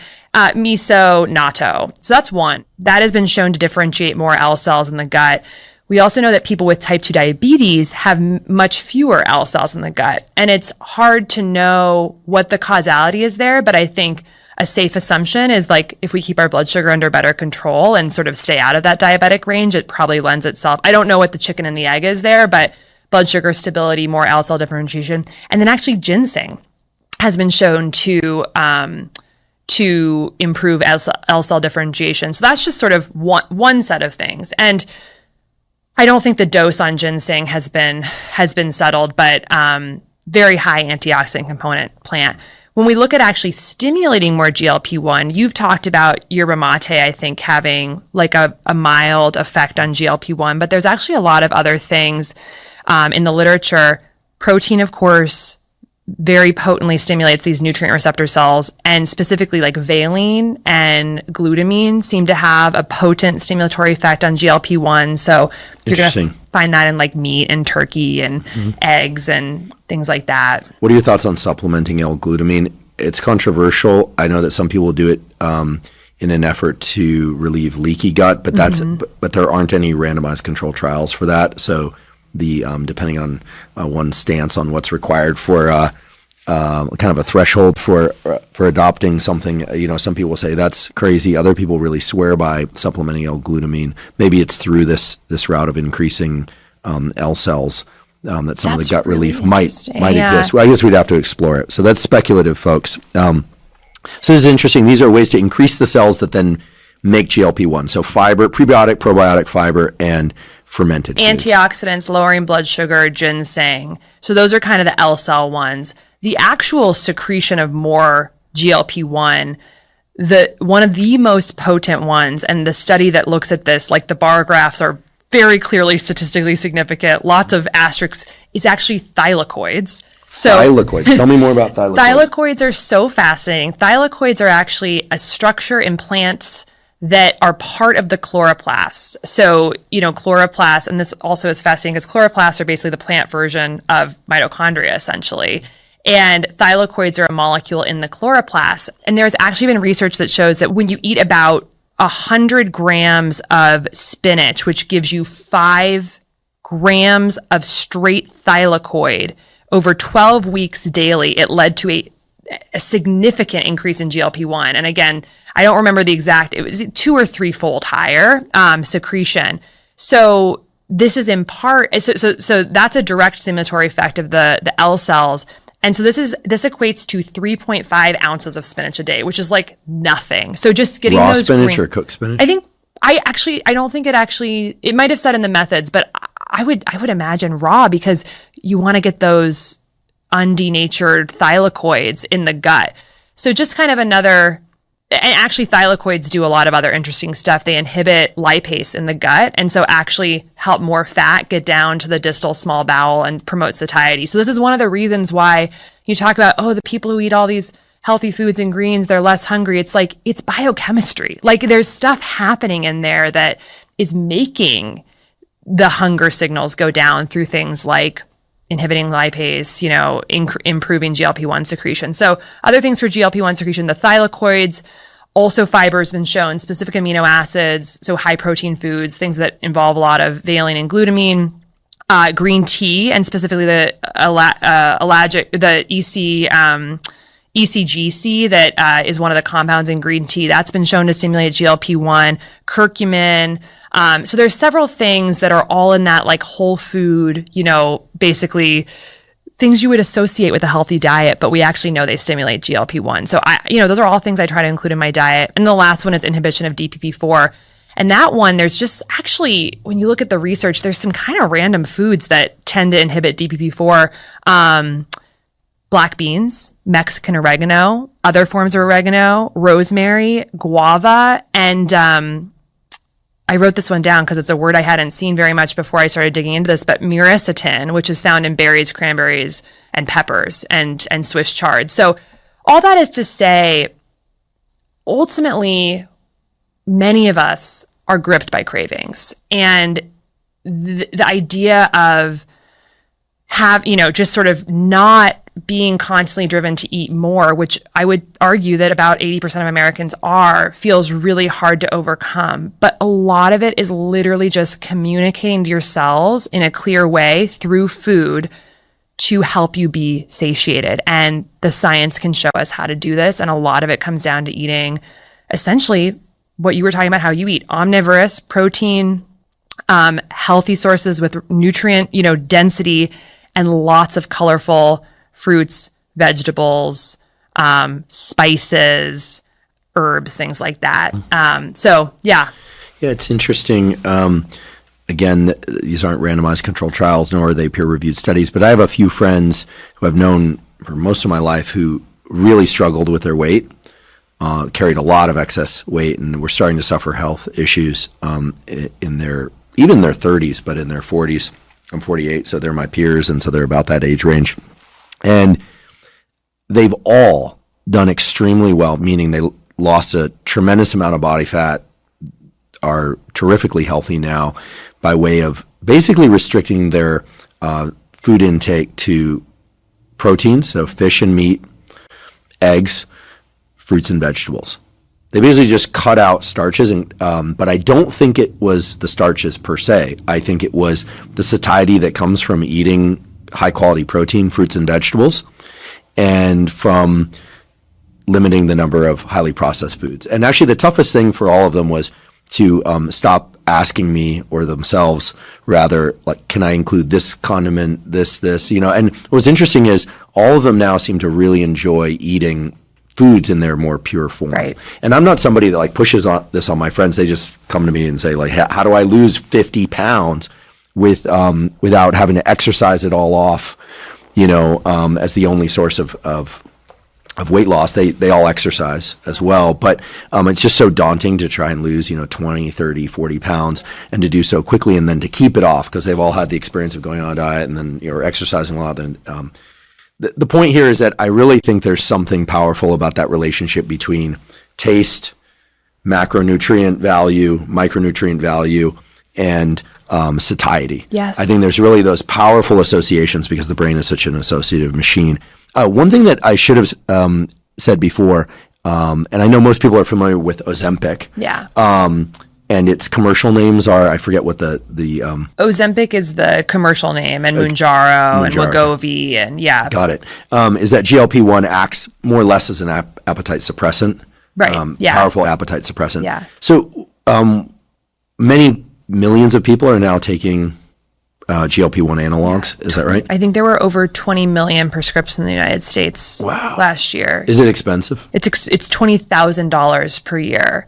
Does insurance cover it typically? Right now, insurance is covering it for indications, but there is a all-out assault from the pharmaceutical industry to essentially classify obesity as a genetic disease and a chronic disease in order to be able to feed this medication more into the insurance pathway and essentially get more taxpayer dollars to pay for this medication. And it is extremely expensive, and it's on track to be the highest grossing medication in human history because it's now being recommended for people with obesity, type 2 diabetes, and then the American Academy of Pediatrics recently has talked about giving this to children as young as 12 as part of the first line for overweight. And I think really it's such a travesty based on the conversation we've had, because what Ozempic does not do in any way, shape, or form is impact the toxic environment that we're living in that's hurting our mitochondria. Losing weight is different than improving mitochondrial function. And mitochondrial dysfunction is the root cause of basically every chronic illness and symptom that's torturing American lives today. And so in many ways, it represents like the ultimate Band-Aid for an environment that is not changing. And when you think about what we could do with $20,000 per year, and it's a weekly injection. So people will say, well, per person, like, oh, and it's a medication that is intended to be taken for life, because when people come off this medication, many people are gaining back all of the weight or even more weight afterwards. And then there's been conversations, Peter Attia's weighed in on this, about loss in lean mass. Part of the weight loss is disproportionately muscle. And so there's a lot of concerns about it above and beyond its ability to lower the number on the scale that we should all be very alert to, because the reality is that the 40 trillion cells in our body are in an environment in the Western world right now that is not conducive to core biologic functioning. And there is obviously no shot that can mitigate the multi-front assault on our biology that ultimately generates a body that's immensely profitable for those 100 specialties of healthcare. So, we're living in this matrix and this game of, a devil's bargain between a $4 trillion healthcare and pharmaceutical industry and a $6 trillion processed food industry that all want us to think that, the answer is found in a shot and we don't need to change anything about our lifestyle. But of course, these simple habits that we're talking about, eating real food, moving, walking, et cetera, getting out in the sunlight, rapidly can increase our mitochondrial capacity and, are just the most disruptive thing that we can do, in our culture today is learn about metabolic health and improve it. And it's just interesting to see what's happening in the media with sort of the assault against these empowering habits and very in favor of a medication like Ozempic. And then when you trace, unfortunately, incentives there, a huge percentage of these outlets that cover, Ozempic as a miracle drug, their bills are paid by pharma. 60% of mainstream media advertising budget is pharma. And so, I just say that because I think it's a scandal that we give so much airtime to these medications and not to simple metabolic habits that can make us feel, so incredible and really change our core biology. So walking, exercise, eating minimally processed or non-processed foods. You also mentioned temperature. Yeah. Very, very interested in that. But before we go a little bit further down the path of what one can do in terms of having agency over their metabolic health, I just feel obligated to just entertain the possibility, presumably somebody who's really struggled with their weight a long time, maybe because of excess cravings, challenges in regulating their appetite or whatever. We don't know what the reasons are. Maybe they injured their knee and they can't exercise. I mean, this happens, right? At least not yet. Take a GLP analog like Ozempic, loses some weight, probably loses some muscle also. One would hope that would give them the sense that, okay, now I can move my body better. I'll start exercising, eating better as well. I think that I have to imagine that there's a middle case condition where people are not just relying on pharmaceuticals and not just relying on behavioral routes to improve metabolic health, but can do both, right? I mean, and one would hope they are if they're already taking these meds. Or is it the case that when people have a pill or an injection or a potion that it gives them the effect that they want, that they just remain sedentary? I think we have to look at history here. I mean, first of all, there have been other weight loss medications throughout history that you've talked about on the podcast, like the fen-phen. And then there was another one, I think even before that made people, their temperature go up that you've talked about. So the two, I used to work on thermal regulation as an undergrad. So fen-phen was eventually banned because it caused some cardiac issues. Right. I believe it was a stimulant, fenfluramine. So, sorry, it's not fenfluramine alone. It's a combination of things. That's why it's called fen-phen. And then dinitrophenol, which was based on the observation that workers in ammunition factories were being exposed to this stuff and losing a lot of body fat and weight. It actually made its way into the sports community. It's highly deadly. Right. Highly deadly. Just don't even look it up. It's highly deadly. Because the moment people start looking it up, they start thinking about dabbling the way the internet is now. Dinitrophenol, and I think it has to do with sort of processing of mitochondria. I think this is happening in the electron chains in mitochondria. So anyway, or free electron.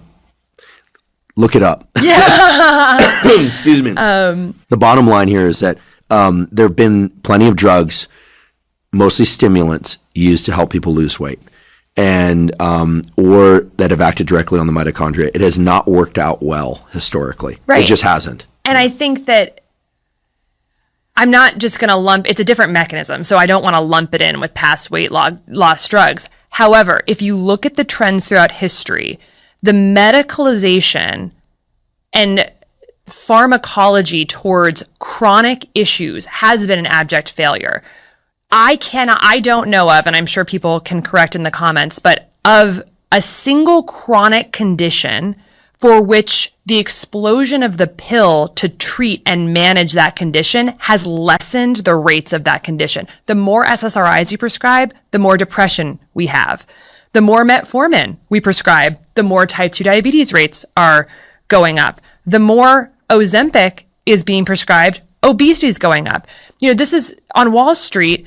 This is on track to be a blockbuster drug, and they're not assuming the rates of obesity are going to go down. That wouldn't actually make sense for the business model. I mean, these are being talked about at the JP Morgan healthcare conferences.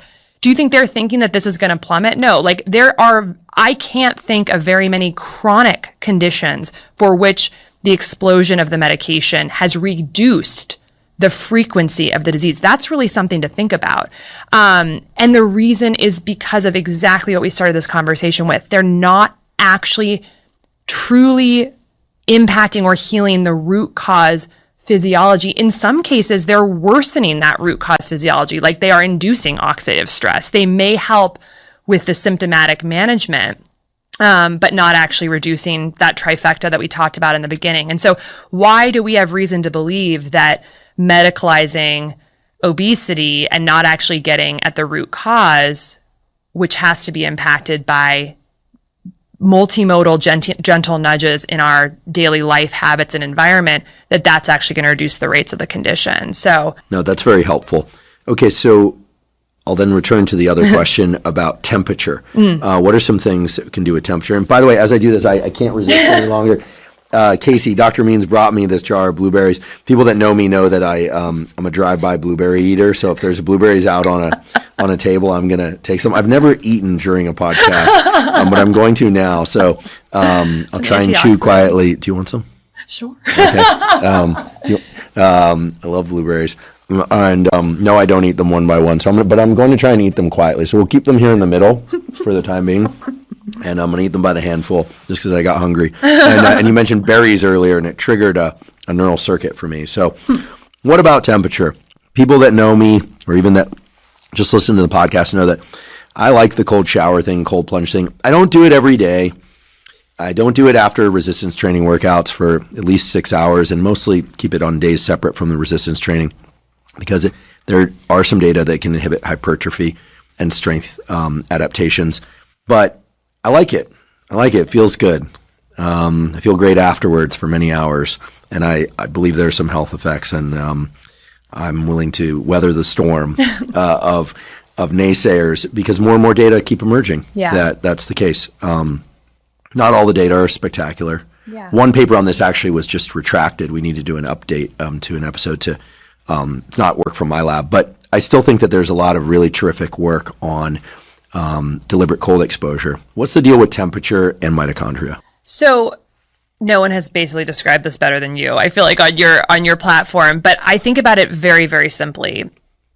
Throughout human history, humans have really in so many different parts of the world been exposed to hugely fluctuating temperatures. Like if you look at the Sahara Desert or like a regular day in Colorado, it's like you can go from, let's talk about the Sahara Desert. You can go from 30 degrees to 110 degrees in the span of one day. And like even the concept of indoors is like a relatively new concept in human history. Four walls, insulation, then central heating and cooling. That's like the last 50, 75 years in most homes. And so this idea, our cells have evolved to respond to big swings in temperature that very recently we have totally pulled away. And I think that when I think about the mitochondria and increasing their capacity, I'm thinking about, well, how do I use different energetic signals in my environment to essentially get the mitochondria to do better work?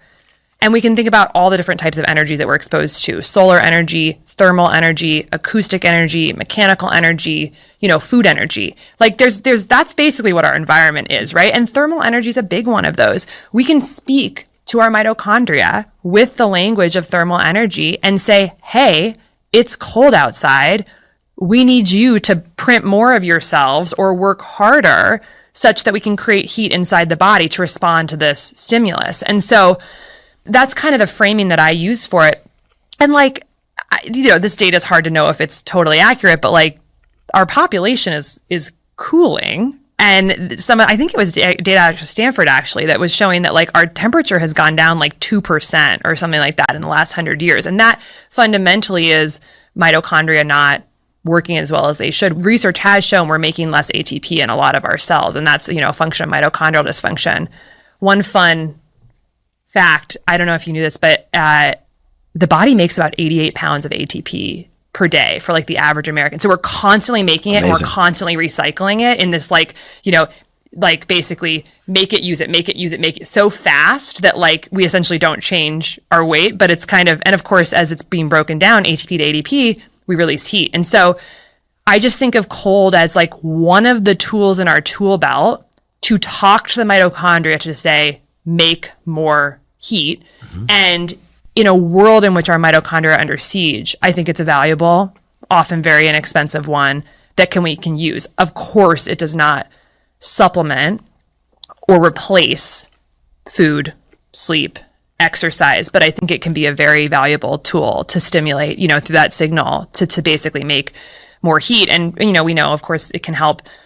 And the data, is mixed, but like increase brown fat, which is like mitochondrial dense fat, and have it do more work and whatnot. So ultimately brown fat is mitochondrial dense fat, and we want to, help promote that. So that's how I use cold. And then on the heat side, just fascinating how that's kind of acting to help metabolic health through the activation of the heat stalk proteins, some of which have, the ability to upregulate antioxidant defense systems and quell some of that wildfire that we talked about that can hurt our mitochondria. So I put them lesser on my list, but, because we can't avoid the food and, the sleep and the movement, but I think it's a great tool that we can use. I love it. I will just point out that the reason the brown fat is brown at all is because of the density of mitochondria. It's literally brown down the microscope. This is not the kind of fat that is subcutaneous, although it sits around the scapula, neck, upper back. There's other pockets of it on the body too, and such an interesting tissue. I don't know why deliberate cold exposure is so controversial. I think it's because people who don't like it, and frankly, no one likes getting in it. The best part is getting out and how you feel afterwards. But I think nothing grates on people like deliberate cold exposure if they don't like deliberate cold exposure. And there's no requirement for it, but I think it's a very interesting stimulus. And I think there's also a very interesting relationship between light and temperature, because in most areas of the world, as days get longer, meaning more sunlight available, temperatures go up. And nowadays we can really divorce ourselves from all this like day lengthening and shortening, temperature fluctuations, which is not to say that we should all be running around in minimal amount of clothing outdoors, but there's just such beautiful data from Dr. Susanna Soberg's work showing, for instance, that deliberate cold exposure then leads to one feeling more comfortable at cold temperatures because you become essentially more of a furnace. That's right. More brown fat. Anyway, we could go on, but I think it's yet another lever of autonomy in terms of taking control of one's health. As you said, not as critical as food intake and quality amount and maybe timing as well. Speaking of timing, what are your thoughts on fasting? And then, of course, movement and exercise. Yeah. The way I conceptualize the idea of fasting, obviously this is one where we need more words, right? Because the word fasting is so limited. There's so many different parts of this, but skipping breakfast for me would be that, or skipping dinner. Sometimes I'll skip dinner, sometimes I'll skip breakfast. Right.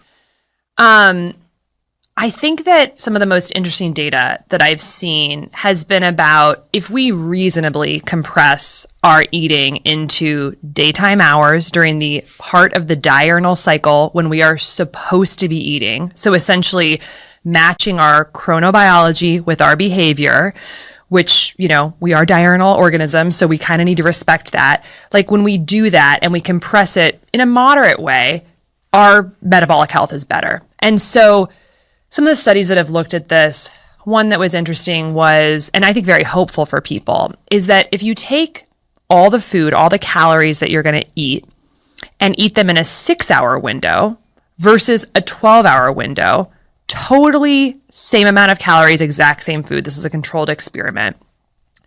People who eat the same amount of calories in a 6-hour period are going to have much lower, statistically significantly lower glucose, 24-hour glucose and insulin levels compared to people who just space it out over the course of a 12-hour period. And it makes sense because if you're spacing that food out over the course of 12 hours, that is a different biochemical milieu in your body throughout the day. It's kind of similar to the walking. It's like you are then stimulating insulin several more times. You are exposing the bloodstream to insulin and glucose just more throughout the day, and giving the bloodstream less of an opportunity to just sort of be clear from that glucose and that insulin. And so compressing our eating window seems to be helpful for metabolic health. And it's a bang for your buck, right? Like you can eat the same amount of food. You just have to eat in a shorter period of time. So for people who want to eat, a lot, maybe just consider compressing it into daytime hours,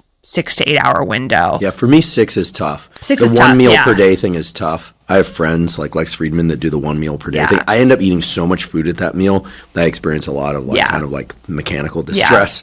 And it's typically later in the day. I think an 8 to 10 hour window has worked well for me most days. I know as soon as we talk about intermittent fasting, which is or time restricted feeding, same thing, which is what we're talking about right now. So I'm sure somebody's going to call up there's been a study that's been circulating about a massive increase in cardiovascular risk in people doing intermittent fasting, in particular the 6-hour feeding window. I just want to point out, worst study. As far as I know, I could be wrong, but as far as I know, that study is still in abstract form. It's not yet peer reviewed. Yeah. It's like the fact that studies that haven't been peer reviewed aren't even close to being peer reviewed are being like put out there as news stories is really problematic because I can tell you as somebody who sat on the editorial boards of many journals for many years, I still sit on a few, reviewed countless papers, I've submitted and had to deal with reviews on countless papers. The fact of the matter is, like, until the reviews are done, the revisions are made, like that paper may never see the light of day, and it may end up in a journal that is barely worthy of a placemat. It might end up in a high-tier, high-quality journal, but it might not. So just because there was, quote-unquote, a study done means very little, but it means especially little, maybe nothing until it's peer-reviewed. Absolutely. And the methods were very poor in that study. It was a recall-based study, I think, for 2 days of recall of people's diets, which is notoriously very bad in terms of accuracy. So yeah, and I think I'm not in any way suggesting that a 6-hour window is the optimal window. I'm just sharing the data that suggests that compressing the window seems to have a favorable effect. And I certainly don't do 6 hours. But I think when you look at what the average American is doing, which is the average American has 11 eating events per day, and 50% of Americans eat over a 15-hour window per day. I can recall those because I remember when I was writing the book, I was like, that's a long time, 15 hours and 11 events. And every time you're doing that, you're going to be stimulating this glucose rise in the bloodstream, exposing the blood vessels to that glucose. You're going to be turning on all the pathways with insulin to basically store it, or, and it's strain for the body. And so I think giving the body times intentionally to allow insulin to come down and to allow glucose to come down, what that does is it generates metabolic flexibility. It gives our body an opportunity to have space to use accessible glucose and then convert into using stored fat. And that ultimately is metabolic flexibility, the ability for the body, giving the body opportunities to use glucose, but then have times when there's not high glucose and insulin around to actually get into the fat stores. And I think one of the reasons why we have such a massive overweight and obesity, rates in the country is because with the culture of eating right now, 11 eating events per day, eating over the course of 15 hours per day, I would imagine the average American body is rarely, if ever, tapping into their fat stores for energy in a meaningful way because we always have glucose available to the body. If you think about, again, the stats about ultra-processed food, about 70% of the items on the shelves in the grocery store are ultra-processed food, and those ultra-processed foods are built on refined added sugars and refined added grains. So we very rarely give the body the opportunity to rest and move into fat burning. And that's where compressing the eating window can be valuable. Obviously, people have talked about this before, but fasting can be a stressor for the body, especially if your body's not used to using fat for energy. And so it's something to ease into and go slow. But I think if you're slowing down enough to really hear what your body's signal are saying, you can kind of know whether I think your fasting is working for you or not. I can tell if I've got too many other things going on, I haven't slept well, a lot of stress, I can tell that fasting's kind of making me jittery and not feel good versus if I have good capacity, I can feel that it's actually making me feel really incredible. And so tune in with your body, obviously. And, you can check your biomarkers. If you have a CGM on, you can see what's happening in your glucose. If you have a ketone monitor, you can see what's happening in your ketones and really actually track, which I think makes fasting actually even more fun. I'll mention one other piece of data that I think is actually really kind of fun as well with timing of eating. There was a study that looked at people who ate the exact same meal at 9:30 a.m. or 8:30 p.m. So basically after dark, essentially in the part of the diurnal phase when we probably shouldn't be eating, versus early in the morning, 9:30. And the glucose and insulin responses for the same meal at 8:30 p.m. were significantly higher than when eating at 9:30 a.m. And so again, bang for your buck, it appears that eating in that earlier part of the day when we're active and our chronobiology is set up for metabolism and activity, we have a lower glucose and insulin response. There's also some evidence that melatonin, which is secreted, as we get closer to sleep, has somewhat of an effect on impairing our insulin sensitivity transiently. And so we may actually just be not absorbing the glucose from those meals effectively later at night. So I tend to kind of move a little bit more low carb, I would say, throughout the day based on that data and what I've seen on my continuous glucose monitor, basically just higher spikes for the same meal later in the day. So why not just kind of move it up earlier? Very interesting. Something I'll definitely try. I tend to push my carbohydrates to a little bit later in the day for sake of sleep. Mm-hmm. Unless, of course, I've done resistance training, which I do I aim to do 3 times a week. And post-resistance training, I try and get some starchy carbohydrate in me. Just to replenish glycogen. And that's then tends to reduce my carbohydrate craving later in the day. I love bread and butter, bread and olive oil, pastas. And the other day I found this Argentine place, and I love the steaks there, but they had gnocchi that it took everything I had, every neural circuit that releases GABA inhibition in my brain to not order 3 of those orders. Good? It was so good. But you can walk after the gnocchi. Oh, yeah, sure. I'll allow myself to do those things. I'm not super restricted, but again, I tend to eat high-quality foods. By the way, these blueberries are amazing. Then you figure out where you got those because they're just tangy enough. I'm doing everything I can to just not take the jar and funnel them into my mouth. I think, if we're looking at blood sugar, blood glucose, and insulin.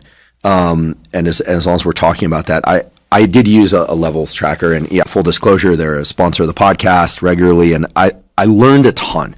I'll tell you what I learned. I learned that indeed my blood sugar goes up after I eat. That certain foods, although the foods that did this surprised me, certain foods tend to spike my blood sugar quite a bit. Grapes, That shouldn't be surprising.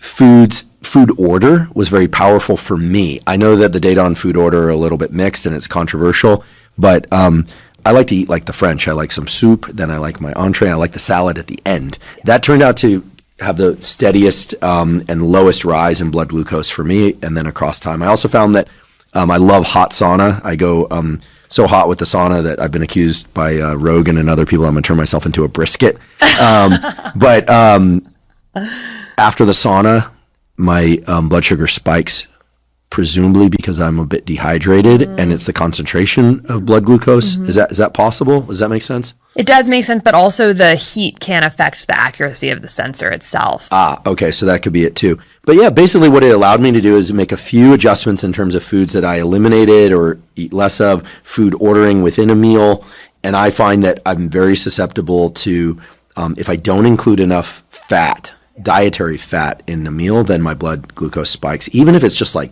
tuna, right? But by including olive oil and other things, it really blunts it. And of course, here we're doing correlative anecdata, but for me, I felt far better when I included a bit more fat, and when the food order was adjusted the way I mentioned before. Always including a little bit of fiber really helped. And that makes sense, right? Slow the absorption of the food, presumably. So I found that it was a very valuable experiment for me. Again, this isn't an advertisement. It just so happens I did this and really benefited from it.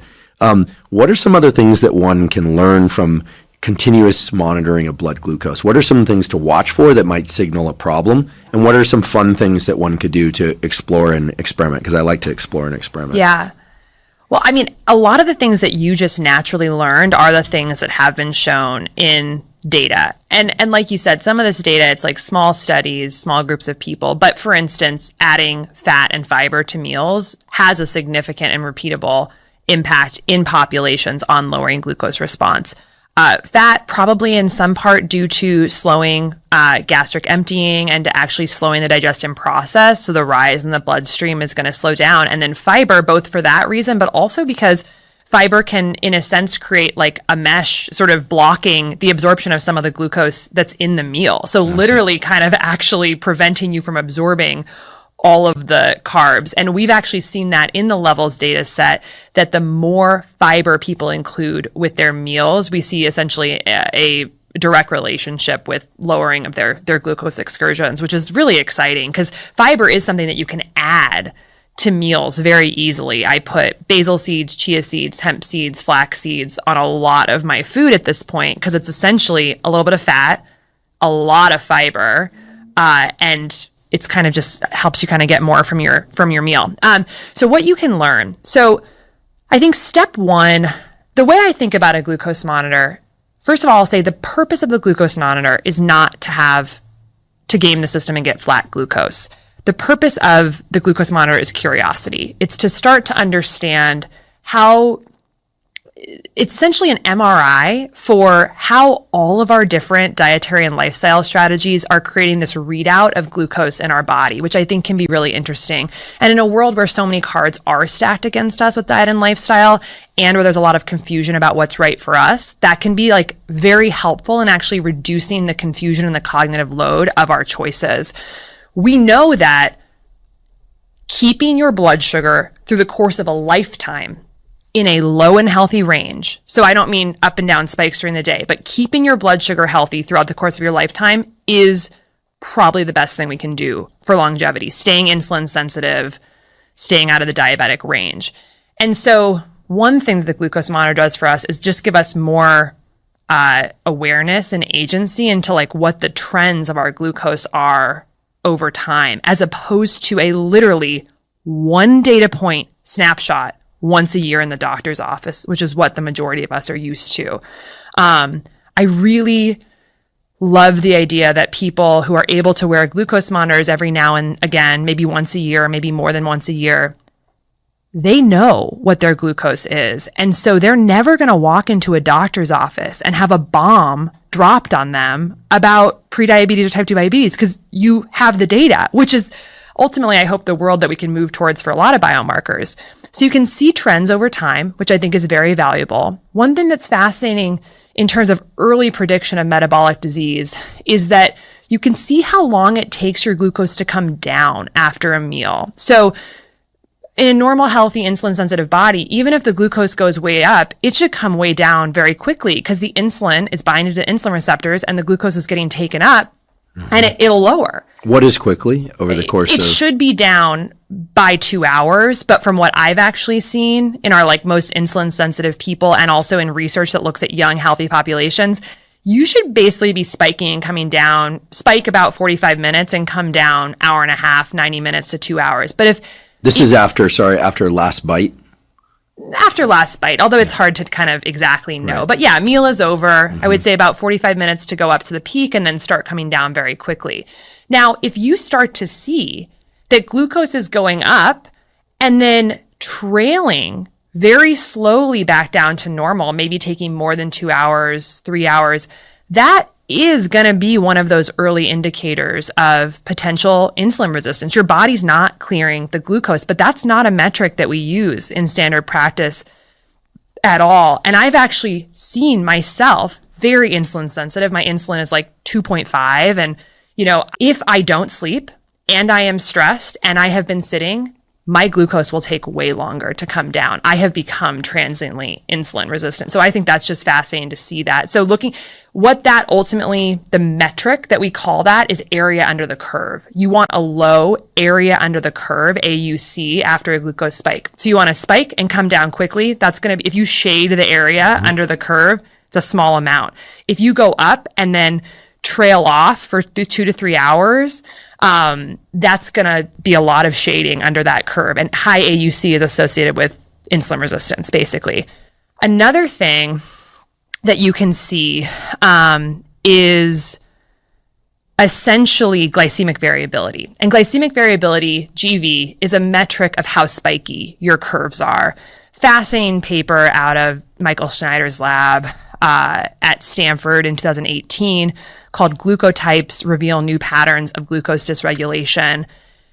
Totally landmark study, but basically they put continuous glucose monitors on non-diabetic individuals who by standard criteria of diabetes do not have diabetes. And he showed that on a CGM, a continuous glucose monitor, you have these low variability people that are pretty much flat throughout the day with little teeny rolling hills after their meals. You have moderately spiky people, and then you have very spiky people who are going up, down, up, down, up, down, up, down. When you correlate those different patterns of glycemic variability in non-diabetic people, you find that the spikier they are, the worse their biomarkers are metabolically across the board, insulin, triglycerides, et cetera.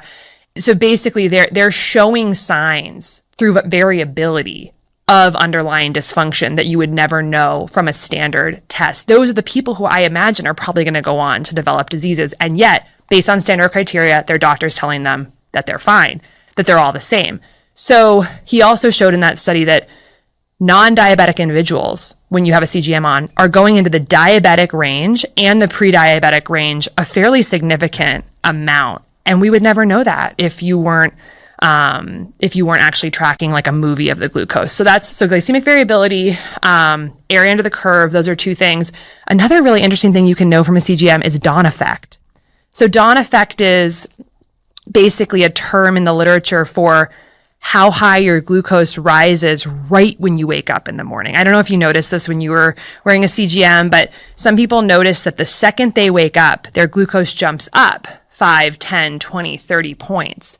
What's happening here is that the cortisol awakening response to actually get you to wake up and get out of bed, that cortisol can cause you to dump a bunch of glucose from your liver because it's basically saying, stress hormone, cortisol, we got to get up, we need glucose to fuel the muscles, let's dump a little glucose.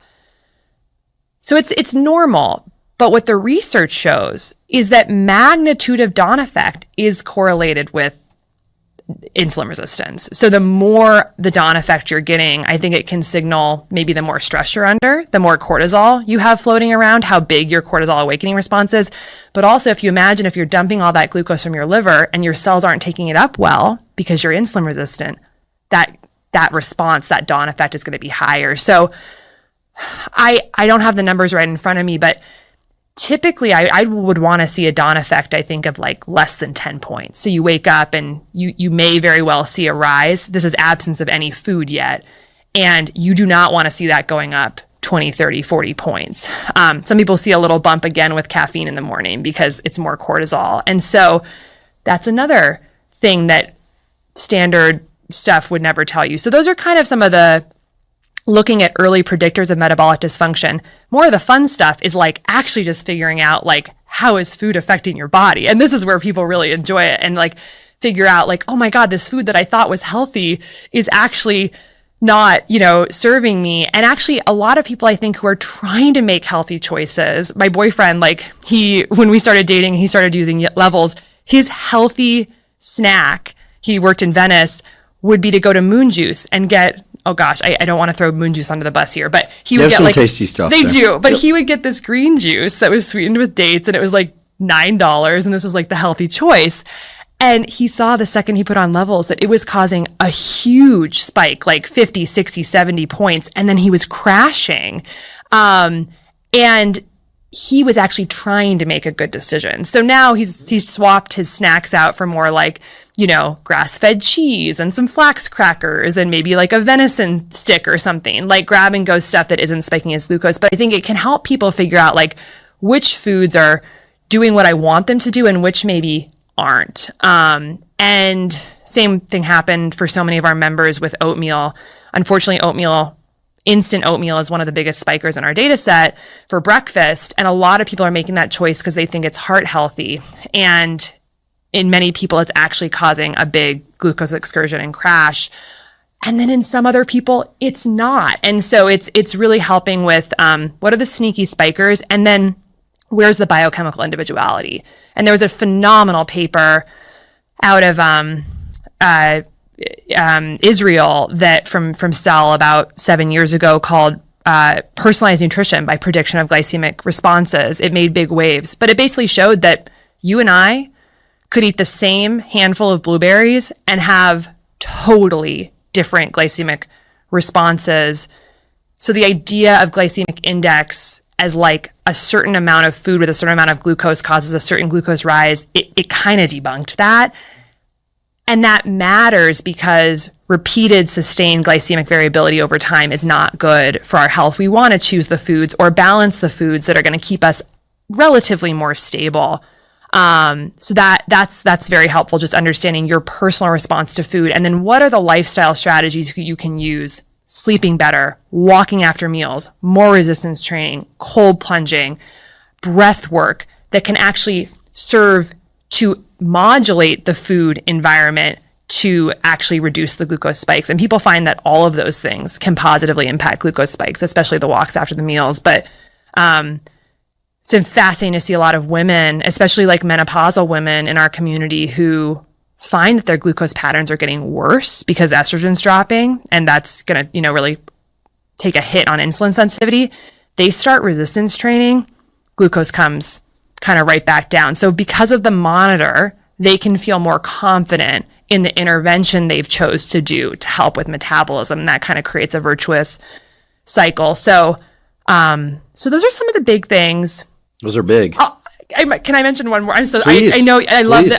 that. I could obviously talk about this all day. I think it's fascinating, but this is just one more that I think is fascinating because this was a paper in Nature from last year that talked about, and this might actually be one of the most valuable things to people, which is that, again, talking about cravings, we all want to get off the craving grip. This paper in Nature showed that essentially when people spike their glucose with high carb, high starchy foods, they'll often have a big crash afterwards. And the reason for that is because a big spike leads to a lot of insulin secretion, and then you soak up all the glucose. And sometimes you can actually go below your baseline. So a small spike usually won't lead to a crash, but a big spike often will. That's called reactive hypoglycemia, postprandial hypoglycemia. A lot of people think they're dealing with hypoglycemia when in fact what they're really dealing with is that they're spiking their glucose too high and then they're crashing. I see.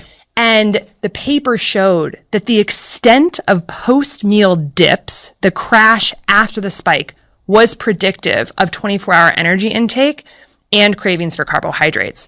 And this makes sense. If you crash low, that is a signal to your body, we have to get our glucose back up, and it will drive you to eat high energy foods, carbohydrate rich foods, and cravings. So one of the best things we can do, I believe, from my personal experience, from members' experience, and with some data to support this, is that one of the adjuncts we can use to manage our cravings is actually to like lower the extent of our spikes so that we crash less. And so that was a fascinating study looking at CGM data.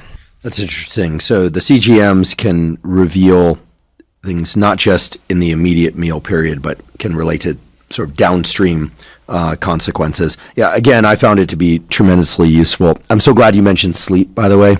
I'm going to resist the temptation to rattle off 20 studies showing that, even having too much bright light in a room while one is sleeping at night, even dim light, which is, I don't want to scare people into thinking they have to sleep in complete darkness, but although an eye mask can be great, can alter morning blood glucose levels in, I believe it was adults and kids as well. There's a study in Proceedings of the National Academy of Sciences. I have to go back and check if it included kids, but pretty striking. And then there's something very clear about the fact that when people get the early night sleep of 4 to 5 hours, but then don't get the REM dominating, last hour or two of sleep in the morning, that resting blood glucose is altered. Mm-hmm. It's so interesting to think about what's going on in sleep. There's at least one paper that I'm aware of where they had people breathing into a tube during sleep to measure what sorts of metabolism they were undergoing. And it's interesting, during a full night's sleep, all of us seem to transition between different forms of metabolism. I'll send you this paper. It's really cool, and I'll put a link to it in the show note caption, such that at one portion of the night we're relying more on, let's just call it sugars for sake of simplicity. Other times we're more ketone dominant. There's a marked shifts in metabolism throughout the night. It's almost like the brain and body cycle through all the different modes of metabolism throughout the night, and then almost like a rehearsal of the metabolic pathways, if we can anthropomorphize a bit here. But then if sleep is truncated, it clearly has an effect on daytime fuel regulation. Just so interesting. So getting sufficient sleep, getting quality sleep is absolutely key.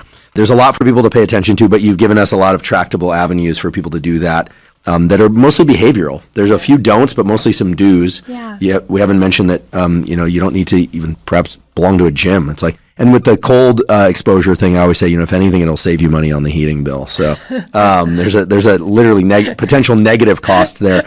I think levels in other CGMs are really interesting and valuable to experiment with. What sorts of other stuff is going to soon be monitored in our blood? Because, for instance, I would love to know continuous hormone levels, lipid levels, blood sugar levels. I mean, are we moving past just blood glucose, and are there soon to be other things in these monitors, so that and by the way, if you haven't used these, it's really cool. You just take your phone, you scan it over the sensor, and then it basically gives you a chart graph of what's going on in your bloodstream. And now the latest gen of each of them are all Bluetooth now, so no more scanning, which is kind of nice. And the answer is yes. There are several different analytes that we're going to be able to track. And Abbott, which is one of the three main manufacturers of CGMs, has announced that they have a new product called the Lingo, which is going to actually be able to measure ketones, lactate, and alcohol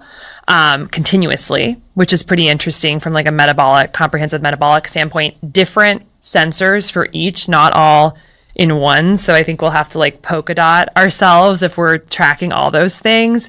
And then Dexcom, which is the other main company that makes CGMs, has just announced they're coming out with an over-the-counter, non-prescription version of a CGM called the Stello later this year. So there's exciting things happening in the industry, and I really do think continuous monitoring, it's going to expand to a lot of these other things that you're talking about, hormones, et cetera. And I mean, it really needs to. I think that snapshots of a dynamic system are just never going to really be able to give us a full picture on what's going on. And what we really want to be able to do to dig our way out of this healthcare crisis, I think, is empowerment individually and understanding how this rapidly changing environment is affecting our own biology, so we can make the targeted choices to hopefully change the environment to be more conducive to cellular health. And continuous monitoring is a closed loop biofeedback that can help us with that decision making and essentially predict failure of the system rather than wait for failure of the system before we do something about it. So yeah, I think lots coming down the pipeline. Love it. Yeah. Let's talk a little bit about mindset. This is a really interesting topic that you include in your book. We've had guests come on and talk about growth mindset. Stress can be enhancing mindset. I'm big on mindset because I'm interested in how our cognitive reframing or cognitive framing can just change the way our biology works, and vice versa, of course. But you talk about mindset in a certain context, and one of the favorite passages around that I really enjoyed was the relationship between kind of like trying to control everything and nature. You know, and how getting into nature itself can be valuable for us. So maybe touch a little bit on mindset, if you will, and what are your thoughts on nature, literally getting out of doors? Yeah. So I think that mindset, and more broadly than mindset, I think psychology and our relationship specifically with fear and control, I think they're probably the most under-recognized thing that is impacting the metabolic health crisis, the chronic disease epidemic. There has been data that's looked into this. We know that there's studies showing that loneliness impacts mitochondrial function, and that loneliness is a risk factor and stress is a risk factor in these things. And something really fascinating actually with the CGM data is that many people who wear a CGM, I don't know if you saw this, but when you feel stressed, it actually has a diabetogenic effect. It literally causes our blood sugar to go up when we feel stress. And that can be a fascinating unlock for people to realize, I kind of feel like I'm okay right now, but my body is telling me something different. It's telling me that biochemically, I'm actually releasing energy stores from my liver, glucose, to fight some threat that, I wasn't really aware of. So we definitely understand there's this link here, but it's certainly not made its way into clinical practice. So the way I think about it is that what we know about the cells, and especially the mitochondria, is that the mitochondria are more than the powerhouse of the cell. They actually are a part of the cell that is constantly tracking resources and threats and are basically modulating energy resources based on that. And the threats can be anything. They can be a virus, and this is all coordinated through this thing called the cell danger response. It can be a virus, it can be a toxin in the environment, it can be lack of micronutrients for the electron transport chain that it needs to do its function. It can also be psychological threats because, of course, our psychological milieu translates through nerves and hormones and neurotransmitters and our microbiome to affect our cellular biology throughout our whole body. Our cells hear every single thought that we're thinking through biochemistry. And when a cell and a mitochondria are getting the message that there is a threat or something to be afraid of, they are going to change metabolic function towards defense, alarm, threat response, and away from repair, homeostasis, building, essentially thriving. So and I think what's really maybe the most unnatural thing about our modern world, the food, of course, is unnatural. 70% is ultra processed, but we also have this device in our hands, literally with us all the time, streaming fear-inducing media into our brains and eyeballs every waking moment of the day if we let it.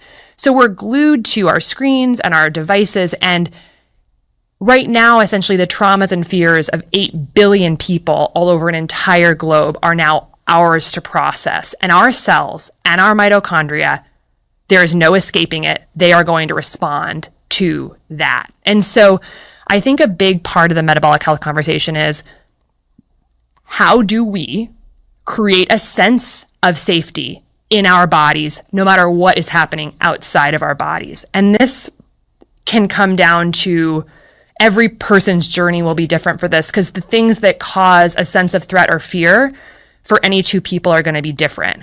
And I think some of the main categories is, one, unresolved childhood trauma, like something that I think is getting a lot more talked about these days, but like what's embedded in our nervous system, these limiting beliefs and memories that are really wired that create a sense of hypervigilance in us sort of all the time. What's coming in through our devices, our phones, our computers, the media that we're exposed to that's constantly giving a fear signal. And I think on a broader level, a big Western one that we don't talk about is literally like existential fear of mortality. We have a very despiritualized, very uniquely death-fearing culture. Like you look at other cultures, Eastern, Indigenous, the Stoics, they all had intense curiosity about death. We talk about the cycles of life. There's this real engagement with it that we are so afraid of in the Western system, to the extent that our entire healthcare system, actually, I think, we've built it around like, we're not going to help you thrive. We're just going to do whatever we can to make sure you don't die. Like it's built in everywhere. And so we've got the devices, we've got the childhood trauma, we've got the fear of mortality. We have a very poor system of mental health care in the culture. And I think that through all these things, Americans are getting crushed mindset and psychology wise. And that is a big, big trigger of our mitochondria essentially diverting resources towards defense, threat, and alarm rather than homeostasis, building, repair. Mm-hmm.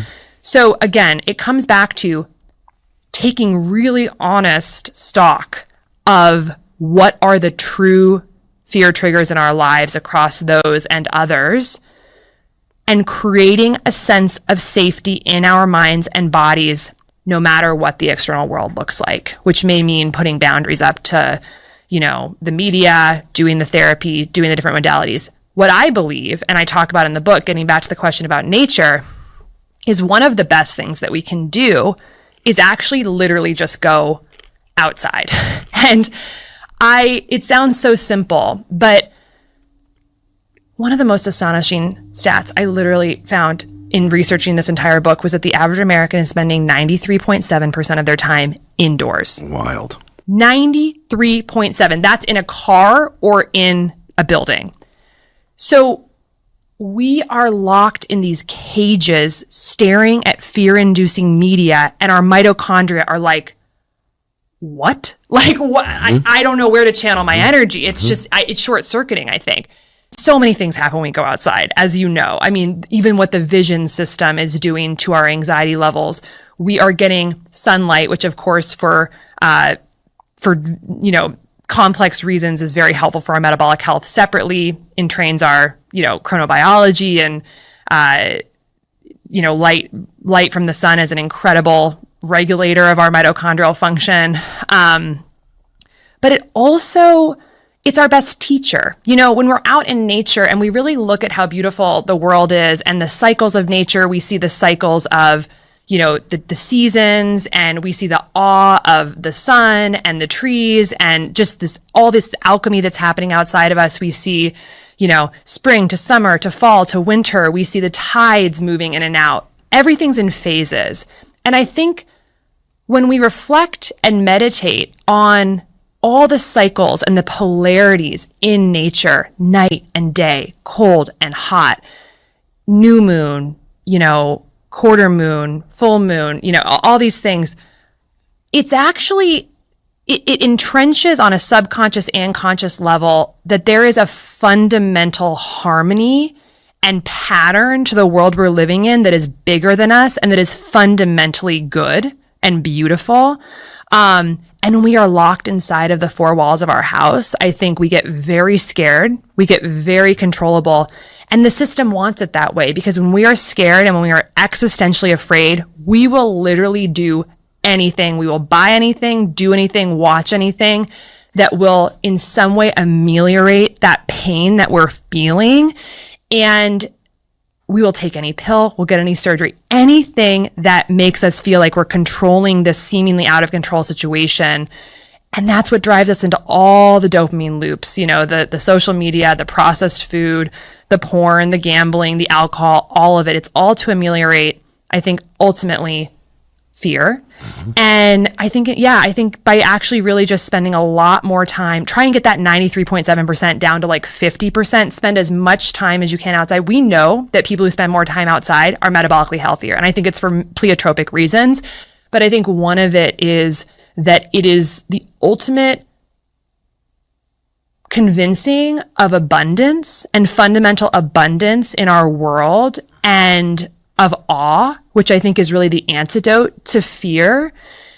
And that has a profoundly soothing effect on our psychology, and the sense of scarcity that drives a lot of the decisions that actually make us unhealthy. It's fundamentally rooted in scarcity. And I think also when we realize we are part of nature, again, going back to that Taoist statement, we're a process, not an entity.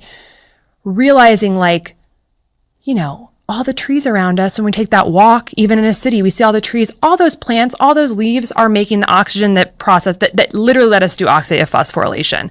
And that sun and that leaf on the tree, the sun's energy is literally being stored in the carbon-carbon bonds that the plants are generating in photosynthesis, that ultimately all metabolism is unlocking the potential energy stored from the sun to create the human energy that lets us love and move and live and think and do all the things we love to do.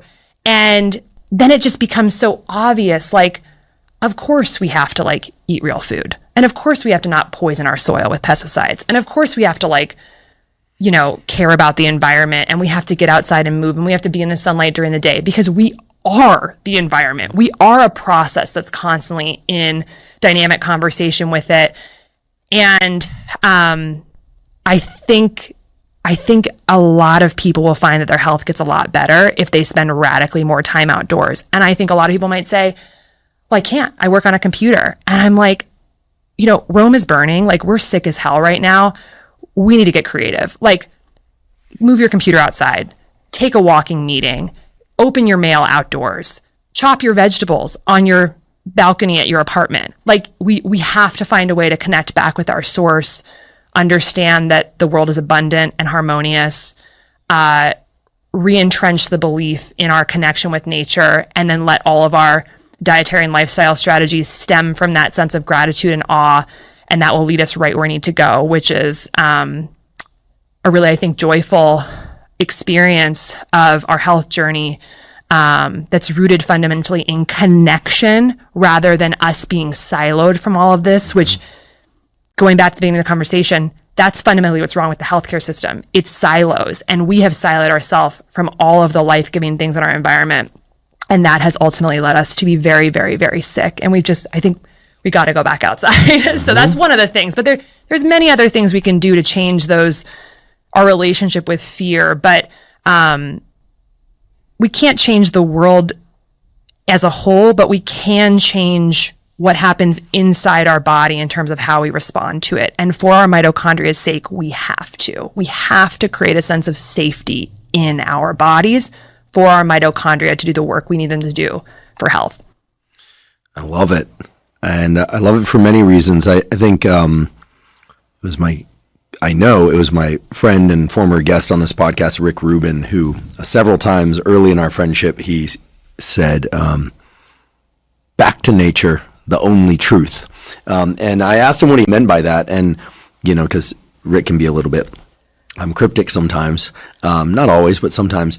And what he was saying is, it's a real thing. You can immediately feel the connectedness between the human experience and life of other types, plants, animals, sunlight, the circadian rhythms and the rhythms of light and dark, because they impact us so powerfully. I mean, if there were ever a force in the world that impacts how we feel, it's the circadian rhythm. It's the rising and setting of the sun. It's the impact of light and dark, and then all the other things that you talked about today.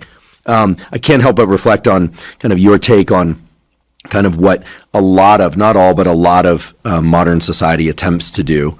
It attempts to do a lot of good things too, I believe. I'm a believer in technology, but that if I were to translate, it sounded like what you were saying is that it gives us a sense of loss of control by instilling fear, like we don't have control. And then there are a number of, let's just call them programs in the world that then sell back the illusion of some sense of agency, little by little, right? A temporary agency, and then puts you back into the cycle. And there's something about going into nature which just removes one from all of that, at least temporarily. Gives you a more basic understanding of the relationship to self and things around us. Even just being able to see it to a distance, we know is powerful for the brain, reducing anxiety. We know being outdoors for 2 hours or more per day reduces myopia and nearsightedness. This is independent of all the other effects of circadian rhythms, et cetera. Anyway, and on and on. So I second and third and hear all the statements you made before. I also just have to say I really appreciate how you are able to tackle the cellular biology, the molecular biology, the macroscopic things that we can all do, walking, resistance training, cold exposure, sleep, high-intensity interval training, and make a case for each and all of those as it relates to the underlying biochemistry, and weave all that together in a way that then you beautifully wrapped into this idea of connecting to nature and not divorcing ourselves from modern life, but really looking at the ways in which certain components of modern life are really making us sick. Mm-hmm. Not just the behaviors, not just the do's and the don'ts that it's kind of imparting on us, but also kind of the psychology around it. Mm-hmm. It's that it is quietly but powerfully oppressive is the message that I'm getting, and that we have to take a stand against it. And the way to take a stand against it is to do what are very basic and fairly easy to access things, making better choices about food, timing, quality, amount, exercise, and on and on. So I'm running long in my response to your much more eloquent description of mindset. But what I want to say is, on behalf of myself and everyone listening, we appreciate the work that you're doing.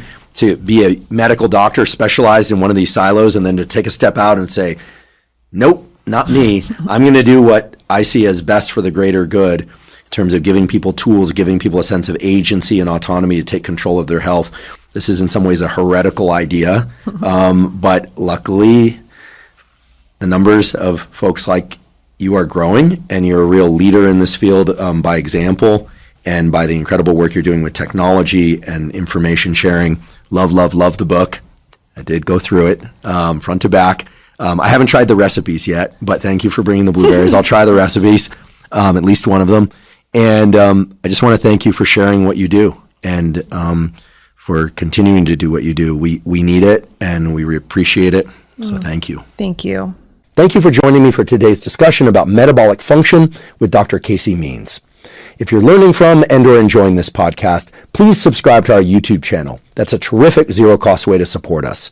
In addition, please subscribe to the podcast on both Spotify and Apple. And on both Spotify and Apple, you can leave us up to a 5-star review. Please check out the sponsors mentioned at the beginning and throughout today's episode. That's the best way to support this podcast.